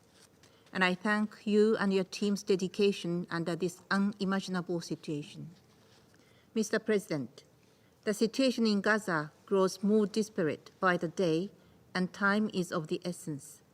We greatly admire the humanitarian workers continue to work in incredibly dangerous conditions, and we lament the death of more than 100 UNRWA staff. Regrettably, the Security Council has remained silent for more than a month since the conflict broke out with the horrifying acts of terror by Hamas in Israel on 7th of October. The time of concrete action is now. To this end, Japan fully supports humanitarian pauses as well as humanitarian corridors to facilitate urgently needed assistance, civilian movement, and release of hostages. Full, rapid, safe, and unhindered humanitarian access should be granted without delay and in a continuous manner. We welcome the tireless diplomacy by the international community, including the International Conference on Humanitarian Aid for Gaza held in Paris yesterday. Japan hopes that pauses announced by the US government on 9th November will contribute to enhanced delivery of life-saving humanitarian aid, protection of civilians, and release of hostages in Gaza. On our part, Japan, as the G7 presidency, hosted the G7 foreign ministers meeting in Tokyo this week, calling for urgent action to address the rapidly deteriorating humanitarian crisis in Gaza. The recently announced flash appeal requires $1.2 billion to meet immediate humanitarian needs in Gaza and the West Bank. Japan has been playing its part. Our foreign minister has recently announced that Japan is prepared to provide an additional humanitarian aid package of $65 million and emergency relief supplies through JICA, Japan's aid agency, in addition to the already decided emergency grant aid worth $10 million. We call on all member states and humanitarian partners to join this effort to alleviate the suffering of the people in Gaza. Mr. President, over 200 hostages, including many children, are still held by Hamas and other militants in Gaza. Hostage-taking goes against the fundamental principles of international law, and we unequivocally condemn it. We demand the immediate and unconditional release of all remaining hostages. Their loved ones are waiting with increasing despair. The risk of regional spillover is very real. The situation in Lebanon, Syria, and Yemen are getting worrisome. Additionally, the rise in extremist settler violence committed against Palestinians is totally unacceptable, undermines security in the West Bank, and threatens prospects of a lasting peace. A single miscalculation of any of these fronts could lead to a disastrous regional conflict, and we must do all we can to stop this. This conflict has to end, and relevant parties need to return to negotiations towards finally achieving a two-state solution where both Israel and a viable Palestinian state live side by side in peace and security. In the short term, we should take all possible measures to bring about an early de-escalation of the conflict as a first step towards a durable peace. I thank you, Mr. President. I thank the representative of Japan. I now give the floor to the representative of the United Kingdom. Both for organising this session and our moment of silence earlier. I'd also like to thank Dr. Tedros and Dr. Gilani, not just for your briefings, but for the life-saving work that you and your teams are doing. Colleagues, we're in no doubt. There is a humanitarian crisis in Gaza. And as Dr. Tedros set out, that humanitarian crisis is deteriorating day by day. Of course, we welcome the opening of the Rafah border, and we thank partners for their work in allowing foreign nationals to leave. But it is essential and urgent that more aid flows in the other direction, into Gaza. Access, both through Rafah and other crossing points, needs to improve so that aid can reach the people who so desperately need it. For this to happen, we must see humanitarian pauses that allow enough time for aid to be delivered to those who need it, and for hostages to be released. Fuel must be allowed to enter Gaza so that hospitals and water desalination plants can operate and for aid to be delivered. The pauses in northern Gaza are a first step, but any pauses in hostilities should allow sufficient time and security, both for civilians to move and for humanitarian aid to be delivered.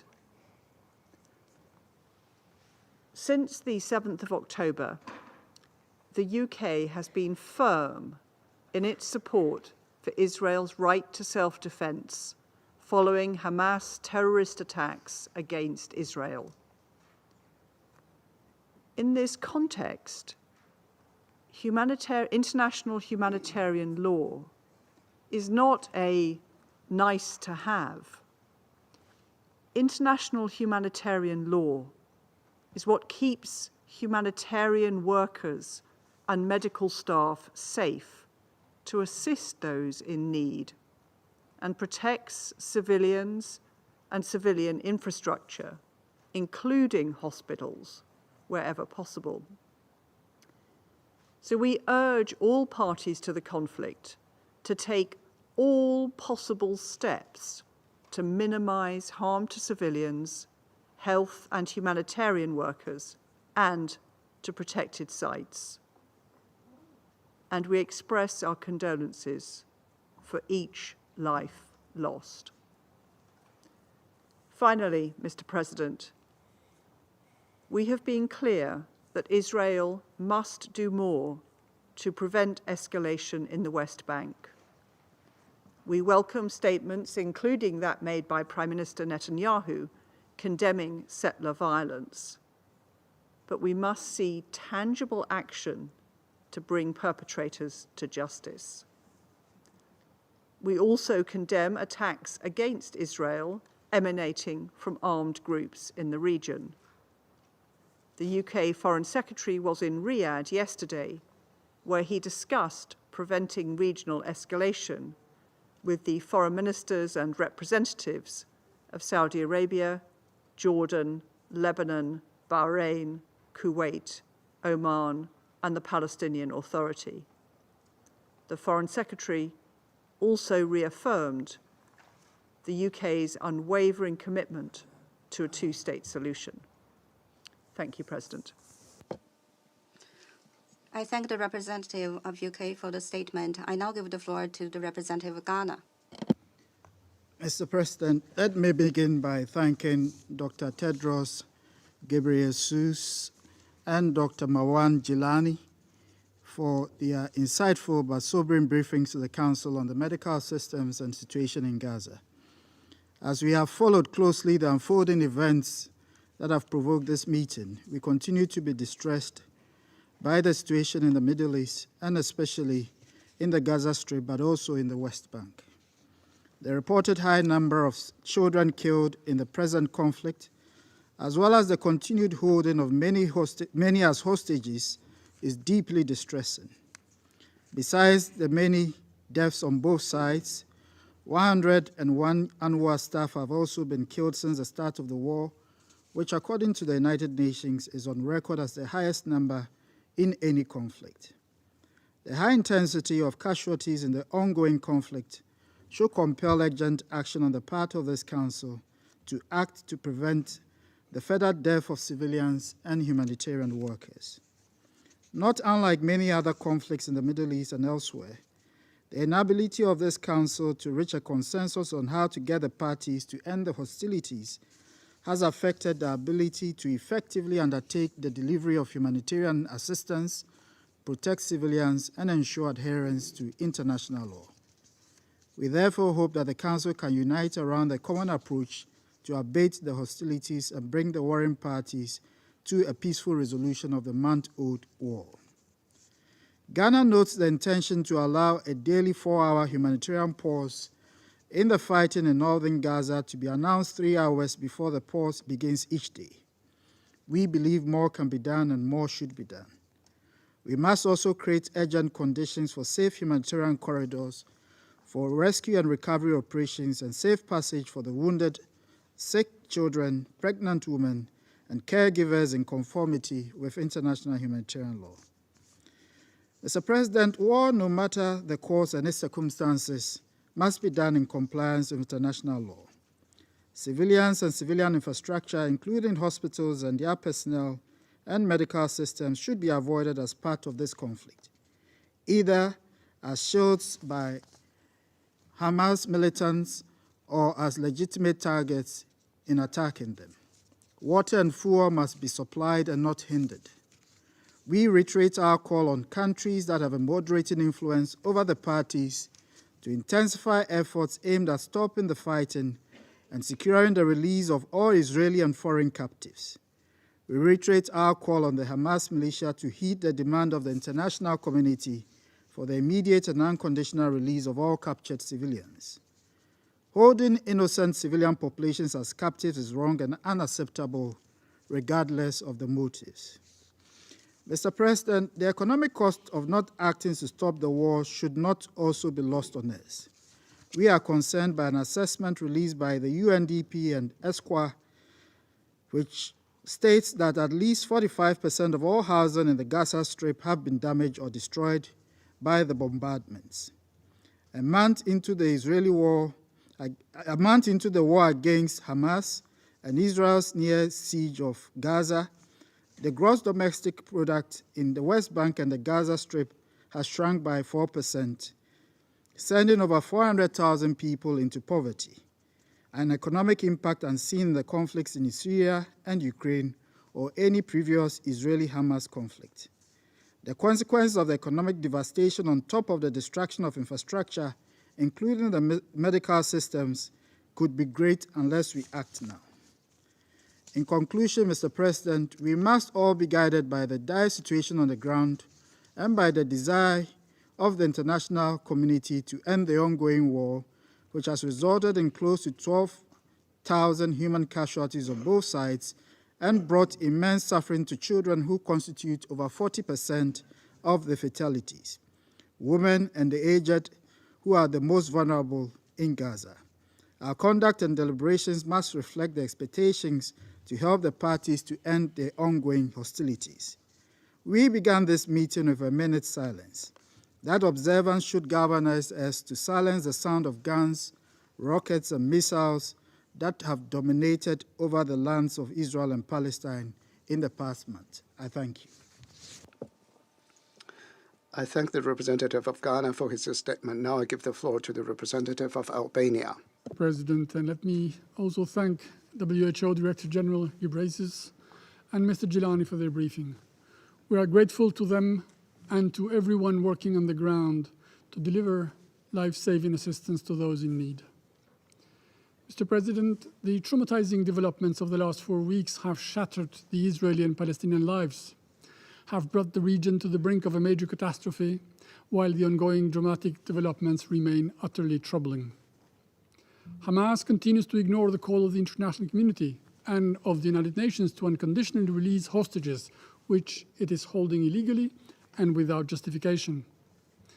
It continues to throw its rockets indiscriminately on Israel, and its leaders rejoice of their massacres and keep repeating that they will do it over and over again. 1 million times, said publicly one of them. Albania stands firm with Israel in its legitimate right to self-defense against pure savagery, but in a proportionate manner and profoundly rooted in the law, and supports its and all efforts for the release of hostages. Mr. President, the humanitarian situation in Gaza needs no description. Despite some efforts and improved access deemed insufficient, the current situation is not sustainable. More than 800 trucks have crossed Gaza through the Rafah crossing, but much more is needed and much more should be done. Hospitals should be provided with critical supplies and must remain protected. Further, concrete, improved and urgent actions are needed. Food, water, medical supplies and fuel must be delivered. They should not go to Hamas and their fighters, but they cannot be denied to civilians. We have said it many times and want to repeat it again. Every response to Hamas and their fighting capabilities should be carefully and properly targeted and made with distinction and precaution. Civilians are not responsible for Hamas actions. They do not have to pay for the actions of terrorists and extremists. Civilians and the infrastructure they rely on, including hospitals, shelters and schools, must be protected. They cannot be used for other purposes and cannot be places where Hamas can hide or from where they can operate. Mr. President, while we understand that a terrorist organization should not be allowed to reorganize, regroup, ambush, or continue to kill, as they have shown what they are able to do, while there is fierce fighting against barbarism, there is need to keep and show the best of humanity. While there can be no equation whatsoever between the massacres of Hamas and the military actions of the Israeli army, we need to make sure that protection of civilians and the international humanitarian law do not remain just empty words, but serious commitments to be observed and respected, and which call for prompt and serious actions. The staggering losses in innocent human lives among Palestinians and the unbearable number of children killed are profoundly disturbing. Far too many innocent people are dying for nothing, caught in a war that is not theirs. This war against terror should not unduly punish those it means to save, those it needs to save. We welcome the 4-hour daily pauses and the safe passage corridors as a concrete step in the right direction. They need to be fully coordinated with the UN actors and their partners on the ground so that protection of civilians and humanitarian help becomes truly effective. We hear the UN humanitarian workers and their partners on the ground argue that this may not be enough. They must be heard. Mr. President, we praise and welcome all efforts made, in particular by the United States, to avoid the spillover of the conflict in the region.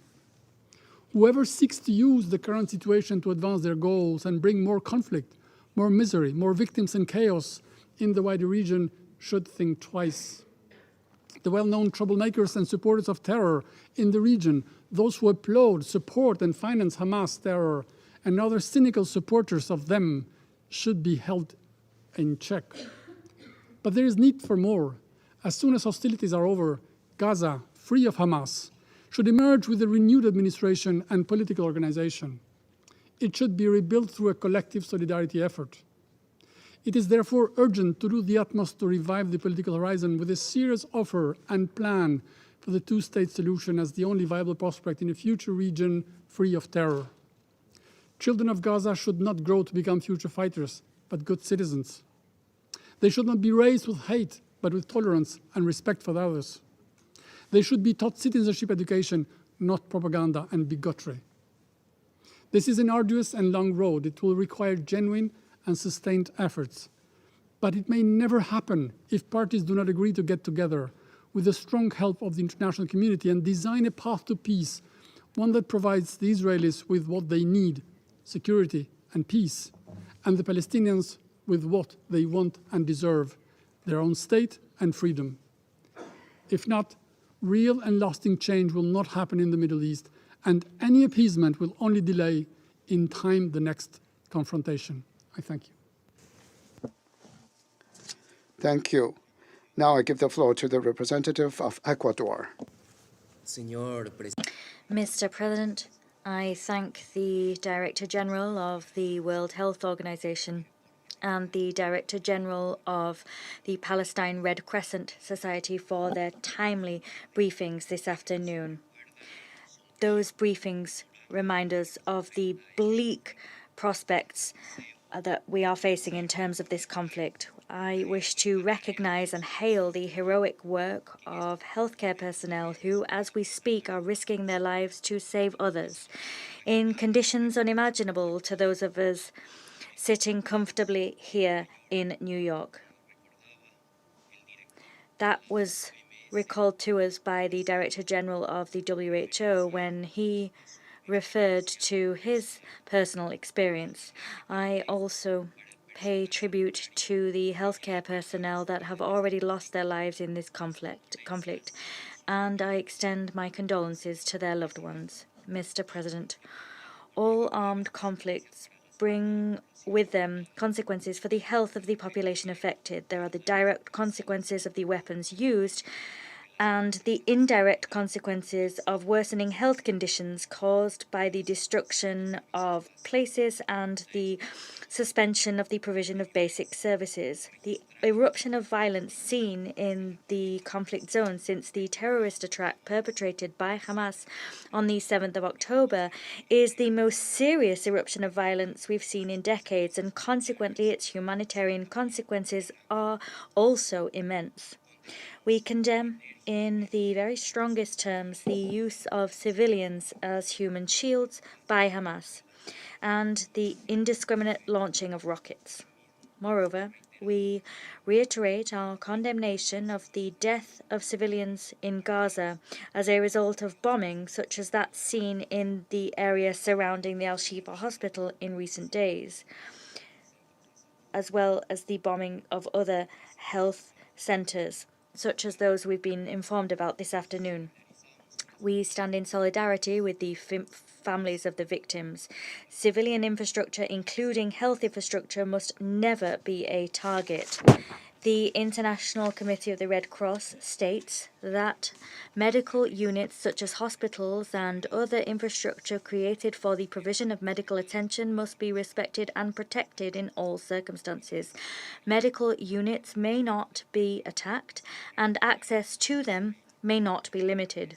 Parties to an armed conflict must take measures to protect medical units from attacks, such as ensuring that they are not situated in the vicinity of military objectives.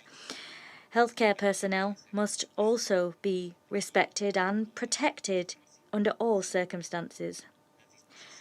The provisions of international humanitarian law must be respected at all times and by everyone. Upholding these provisions is not voluntary, and defying them brings with it grave consequences. Upholding them also includes the obligation of releasing hostages immediately and unconditionally. Moreover, humanitarian aid, including medicines, energy, water, food, and medical inputs, must reach those who need it in the quantity required and in a timely fashion. To ensure that this happens, it is vital that there be a humanitarian truce which is immediate, sustained, and upheld. It is impossible to supply hospitals or to distribute aid while hostilities continue. We praise all efforts to protect civilians and to avoid greater suffering. Initiatives such as the International Humanitarian Conference for Gaza held yesterday in Paris are worthy of praise. However, these efforts alone are not enough. We all have a responsibility, individual and collective. We must uphold that responsibility in good faith. It is urgent that those who have veto power reach agreements that allow them to act at this council. Mr. President, I conclude my statement by imploring all once again to avoid violence spilling over to other areas, and to avoid that violence causing the prospect of a peaceful, just and lasting solution to this conflict to grow ever dimmer. We must do everything in our power to serve that goal. Thank you. Thank you. Now I give the floor to the representative of the Russian Federation. Mr. President, we wholeheartedly support the importance of convening of the UAE's initiative to convene a Security Council emergency meeting on the humanitarian situation in the Gaza Strip. We thank the Director General of the World Health Organization, Dr. Tedros Adhanom, and the Director General of the Palestine Red Crescent Society, Marwan Jilani, for their briefings on the situation in the Palestinian enclave. We highly value the selfless efforts of the representatives of the WHO and all humanitarian colleagues who are working on the ground under exceedingly dangerous circumstances. The briefers today provided information about the devastating magnitude of the humanitarian crisis in the Gaza Strip, and this cannot but be shocking. In the Palestinian enclave, there is a real humanitarian disaster unfolding, a tragedy of global proportions. The Israeli airstrikes have fully destroyed or damaged nearly half of residential buildings and vital civilian infrastructure sites. Over the past day, 4 Palestinian hospitals were bombed. 18 of 35 hospitals in the Strip have completely ceased to operate. 35 buildings were destroyed and another 165,000 were damaged. The list of buildings that have been destroyed or wounded are 221 schools, 42 UNRWA facilities, 7 churches, and 56 mosques. The leadership of UNRWA has reported that the victims of the bombings now include 101 staff of the agency. We are shocked and deeply outraged that the targets of the strikes are civilian objects, schools, hospitals, mosques, refugee camps. We emphasize that the deliberate strikes against civilian objects represents an egregious violation of international humanitarian law. Respect for IHL is an imperative. In all wars, there are laws. Any violence against civilians, the conduct of strikes targeting buildings, civilian infrastructure sites are categorically unacceptable. According to existing reports just this morning, the Al-Quds hospital, Al-Shifa, was struck, as was the Khalid bin al-Amanida Mosque and Al-Ikhwas Mosque.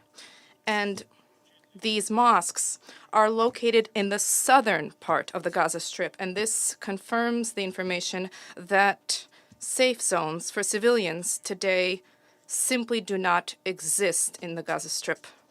The Strip has been enduring a brutal, complete blockade, as a result of which civilians are the main casualties. There is an acute shortage of medicine, food, fuel, hospitals lack beds. There is a lack of drinking water, which has spawned an acute worsening of the sanitary and epidemiological situation. The residents of the besieged area are receiving assistance from organizations, including the Russian Federation, which is delivering humanitarian support to the population in the Gaza Strip today. On the 10th of November, the Russian Emergency Ministry has announced that it will send by plane to Egypt the 4th consignment of food and medicine. This will be 25 tons of food and medicine. Nonetheless, as we heard today from Dr. Tedros Adhanom and Marwan Jilani, despite the fact that the northern part of the convoy received humanitarian convoys, that is clearly insufficient to meet the colossal needs of the Gaza Strip. If meaningful measures are not taken to de-escalate, the consequences and fallout will continue to reverberate for decades to come. Mr. President, in the shadow of the tragic events in Gaza, there is the forgotten, volatile situation in the West Bank of the Jordan River, which has been consigned undeservedly to oblivion. And since the 7th of October, all major cities in the West Bank have seen an acute escalation of violence as a result of the operations of Israeli security forces and violent acts by settlers against Palestinian civilians, irrespective of what is happening in the Strip. The situation in the West Bank of the Jordan River in and of itself deserves close scrutiny by the Security Council. In clashes with Sahel units over the past month, 148 Palestinians died over the past month. For comparison, in the year 2022, according to UN data, 155 Palestinians died. More than 2,200 people have been wounded. Another 2,000 have been detained. The army is meting out collective punishment, the most significant component of which is the complete blockade of residential areas through the closure of all roads leading to it due to security concerns. Presently, access of the Palestinian population has been blocked to major transport arteries of the West Bank, and this has done significant damage to the local economy. There is ongoing systematic demolition of Palestinian homes that do not have Israeli construction permits. These construction permits are virtually impossible for local Palestinians to receive. According to OCHA, since the beginning of the escalation of the conflict, humanitarian agencies have been reporting numerous acts of violence by Israeli settlers.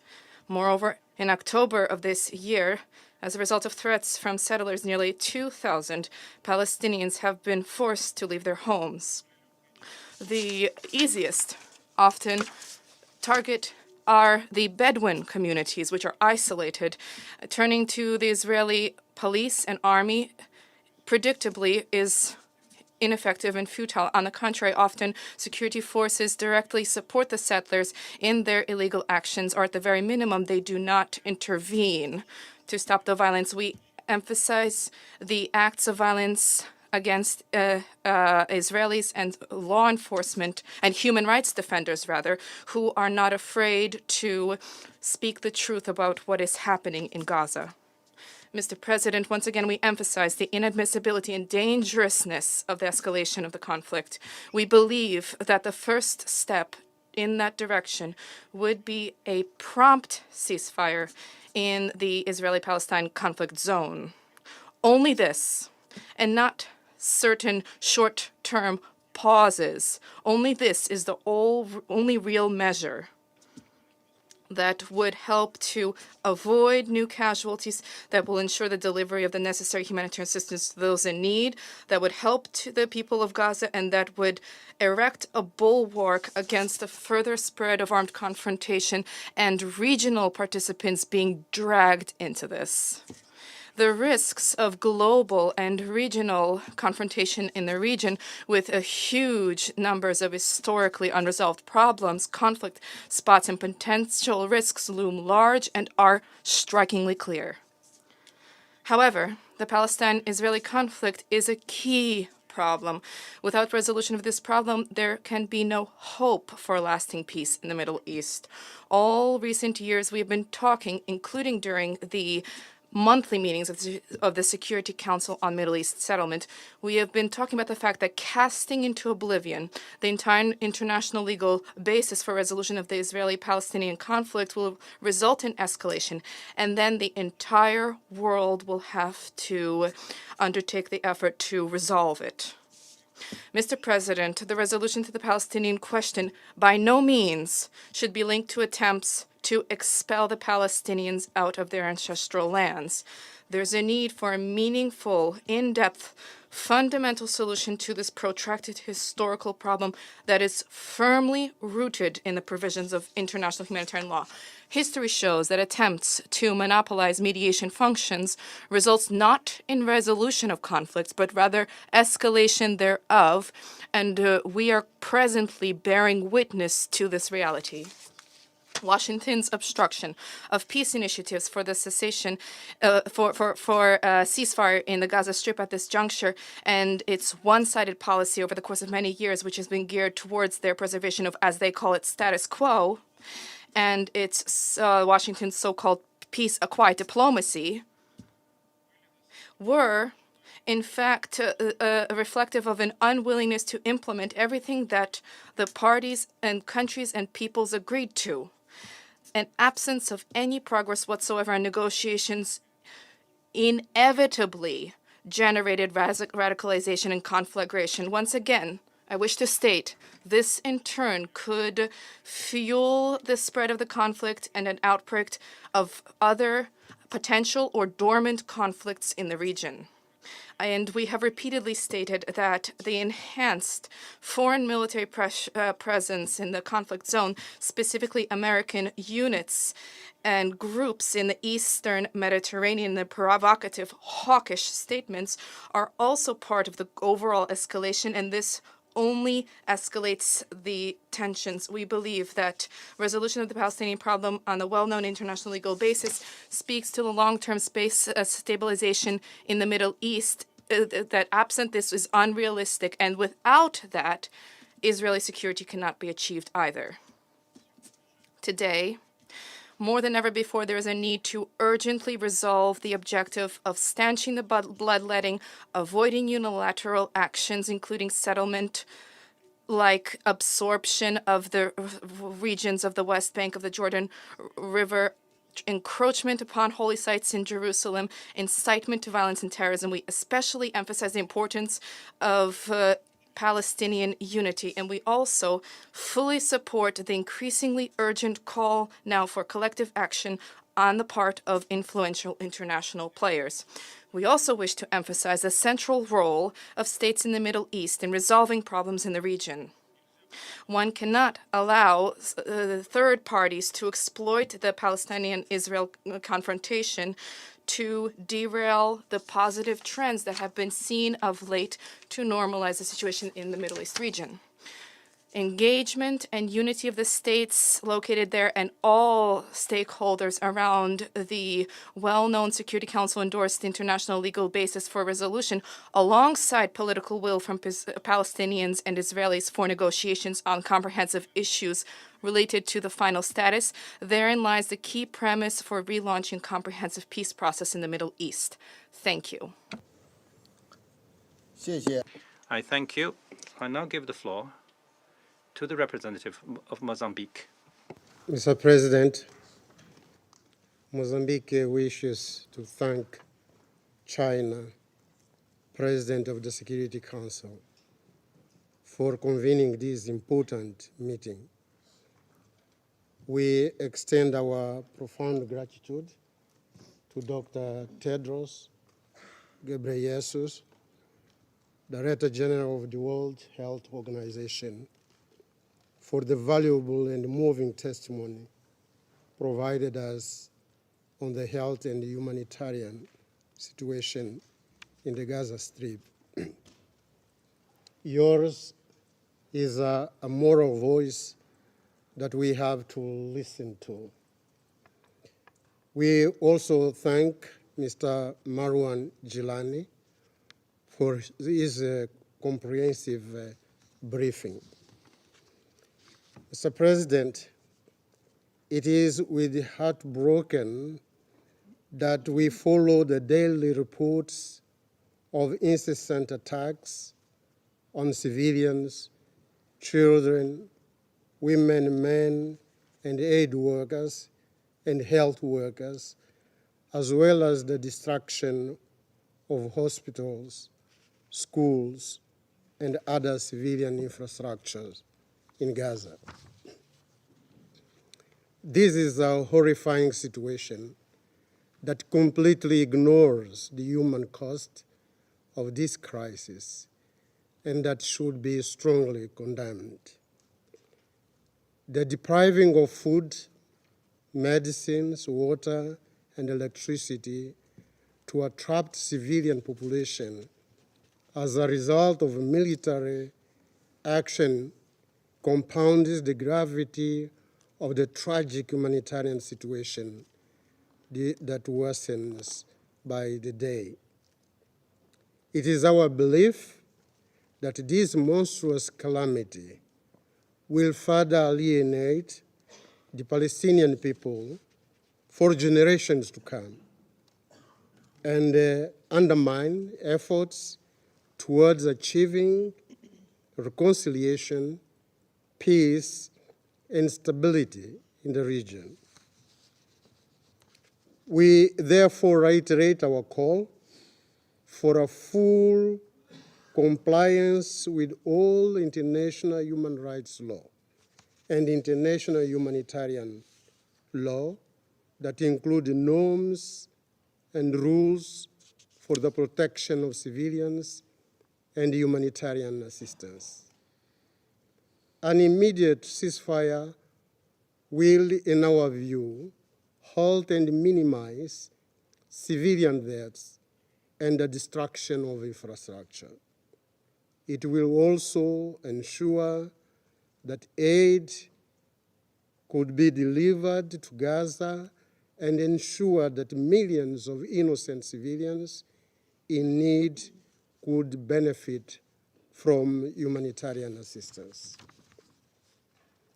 As members of the United Nations, we embrace and fully abide by inherent right of individual or collective self-defense against other states or non-state actors envisaged by Article 51 of the Charter. But that right must be exercised in accordance with the same Charter, and I quote, shall not in any way affect the authority and responsibility of the Security Council, end of quote. So we are in agreement with those who claim that it is time for the Council to act. We therefore call for immediate and decisive steps to be taken to de-escalate the situation and to ensure sustained and unhindered access and safe delivery of life-saving aid. It is our collective duty to ensure the protection of all civilians, both in Israel and Gaza, who are the innocent and unjustified target of the conflict between the IDF and Hamas. We have unequivocally condemned the massacre of 7th October by Hamas. As a liberation movement for our own freedom and independence, our people have never resorted in their struggle to mass killing of innocent people, even those serving the oppressing machinery of colonialists. On the other hand, our people have had an unforgettable experience of being victim of mass killings, massacres, and incidences of crimes against humanity. First, in our condition as a colony, and then as a victim of aggression from the illegal regime in South Rhodesia, and later from the South African apartheid regime. But we have always stood firmly the ground of our just cause. Our conscience, therefore, tells us there is always a moral and legal dimensions to what states and non-state actors are bound to comply with to advance their legitimate causes. It is in this context that we find it important that we keep open the doors for peace, security, self-determination, and dignity for both the Israeli and the Palestinian peoples. We must pursue our efforts and consistently engage with the parties towards a sustainable and lasting solution. The recognized and long-standing need for a two-state solution with Israel and Palestine living side by side in peace and security must be at the center of our efforts aimed at finding the path of peace and justice in the region. I thank you, Mr. President. I thank you for your statement. I now give the floor to the representative of Malta. President, I also thank you, Dr. Tedros, for your very moving statement. And I also thank Mr. Gilani for his briefing on the humanitarian and health crisis in Gaza. Malta expresses grave concern at the continued deterioration of the humanitarian situation in Gaza. Tens of thousands of injured, sick, and displaced civilians are sheltering in hospitals and schools, depending on their protected status under international law for safety. A relentless siege and daily aerial bombardments in one of the most densely populated places on earth means that there are no safe zones in Gaza. Yesterday's strikes against hospitals, including Al-Shifa, are deplorable. We emphasize once again that medical facilities, personnel, and ambulances are protected by international humanitarian law and should not be targeted. Just before this meeting started, Médecins Sans Frontières, Doctors Without Borders, informed us of active fighting in and around Al-Shifa Hospital.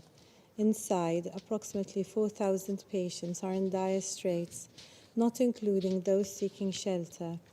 The director of surgery has told us, and I quote, "We don't want to be killed here." As medical staff, they are staying for their patients and are desperately asking for our help. One of our roles in this chamber is to ensure medical staff can work without danger to their very lives. Meanwhile, the health system in the enclave is completely collapsed. The scarcity of medical supplies, fuel, water, and food are depriving people of the essentials for their survival and preventing treatment for severe wounds and illnesses. Critical patients are being operated on without anesthesia and on floors due to a lack of hospital beds. Compounding this situation is the severe damage to the water and sanitation infrastructure and the overall lack of nutrition available. This is leading to growing risks of severe disease for infants and children. Malta welcomes the Israeli government's announcement yesterday for daily pauses to ensure the safe operation of humanitarian corridors. However, we must also stress that to protect civilians in Gaza, longer sustained pauses are needed to allow for humanitarian actors to adequately access and address the rising needs of the civilian population. Such efforts must include urgent recovery operations for persons trapped under the rubble. Malta therefore reiterates its call for a humanitarian ceasefire and stresses the importance of adequate humanitarian pauses in leading up to this. We cannot speak of the humanitarian imperatives without adequately referring to the ongoing hostage situation. Over 200 people, including elderly, children, and even infants, are still being held against their will. Their families and friends suffer the agony of not knowing when or if they will be reunited with their loved ones. We reiterate our urgent demand for Hamas and the Palestinian Islamic Jihad to safely release all hostages immediately and unconditionally. Malta also reiterates its categorical condemnation of the unjustifiable terror attacks of 7th October by Hamas against Israel and her people, and the indiscriminate rocket fire which has continued to take place since. We underline Israel's right to protect its citizens from such acts of terror.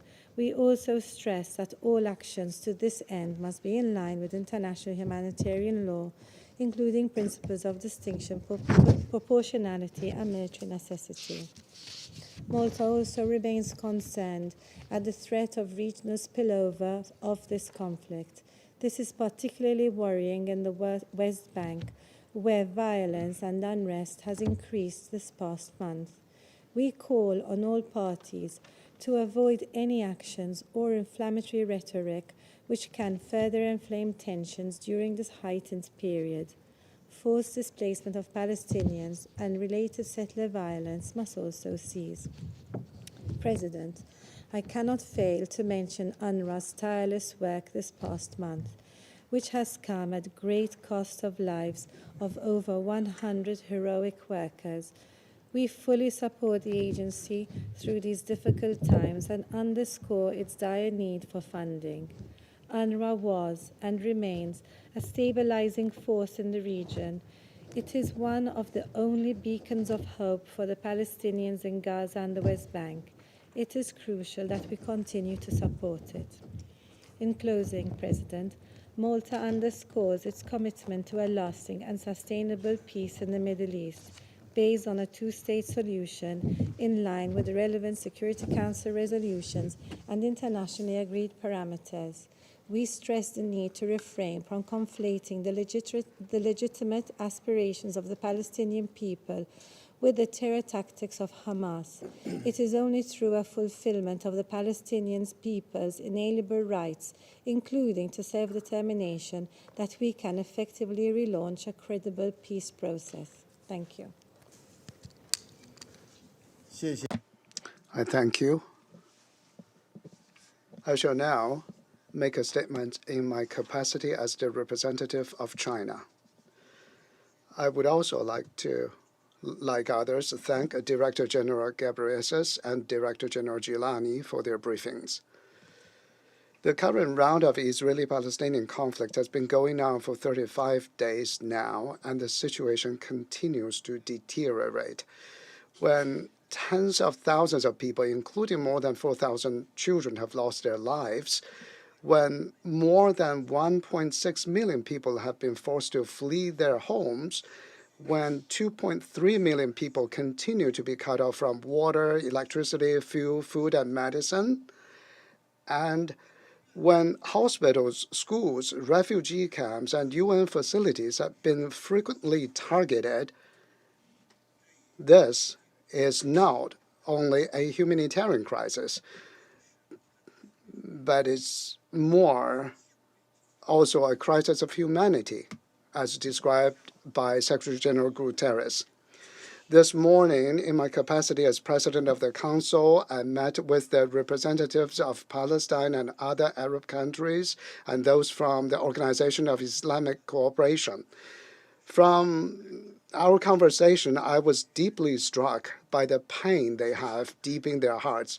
I was struck by their expectation for resumption of peace and by their expectation for the Council to take effective action. In the face of all this, the world must speak out together. Enough is enough. In the face of all this, the Security Council must do away with the obstruction and interference of some members and take immediate, responsible, and meaningful action to uphold justice and maintain peace. A ceasefire and a halt to the fighting must be put in place without delay. A ceasefire is by no means a diplomatic statement. It is the only hope for the people of Gaza to survive. We call on all parties, especially the major power that has the unique influence on the parties, to put aside all geopolitical considerations and double standards, focus all efforts on the goal of a ceasefire and an end to the fighting. We urge Israel to curb the intensifying settler violence in the West Bank and to avoid this concurring hotspot and the spread of conflict.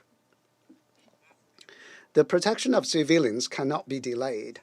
We condemn all violence and attacks against civilians. We express our grave concern at and strong opposition to the clear violations of international humanitarian law in Gaza. We urge an end to the collective punishment of civilians. We demand that the physical safety and humanitarian needs of detainees be guaranteed and call for diplomatic efforts to facilitate their early release. There is no time to lose in saving lives.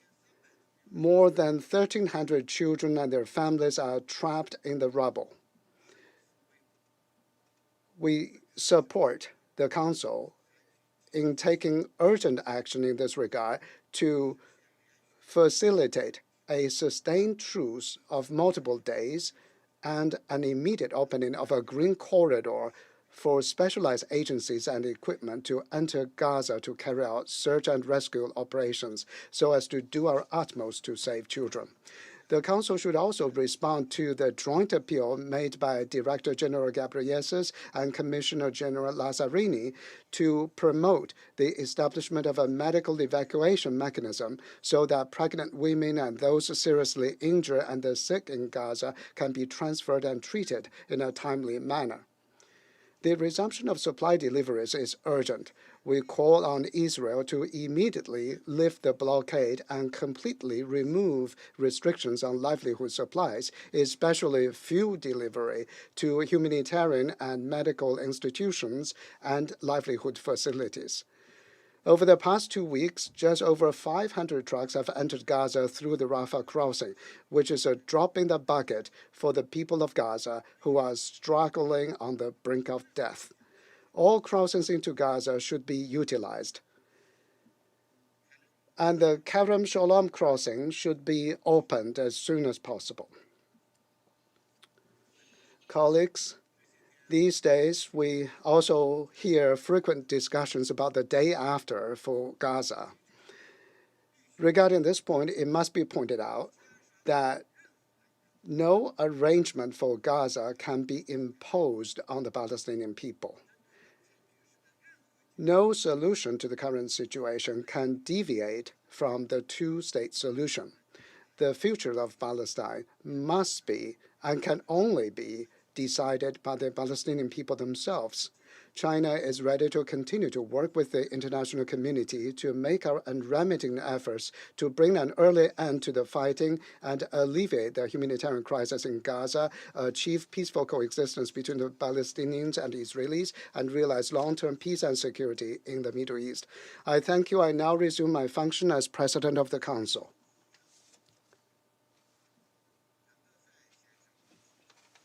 Mr. Ghebreyesus required to make a further statement. Now I give the floor to Mr. Ghebreyesus. Thank you, Mr. President. As I said earlier, in Gaza, nowhere and no one is safe. Imagine that you're trapped in that situation. Just imagination. So that's why we're asking for a ceasefire. We're asking for unfettered humanitarian access. And at the same time, of course, we're also asking for the UN Security Council to do everything for the release of the hostages.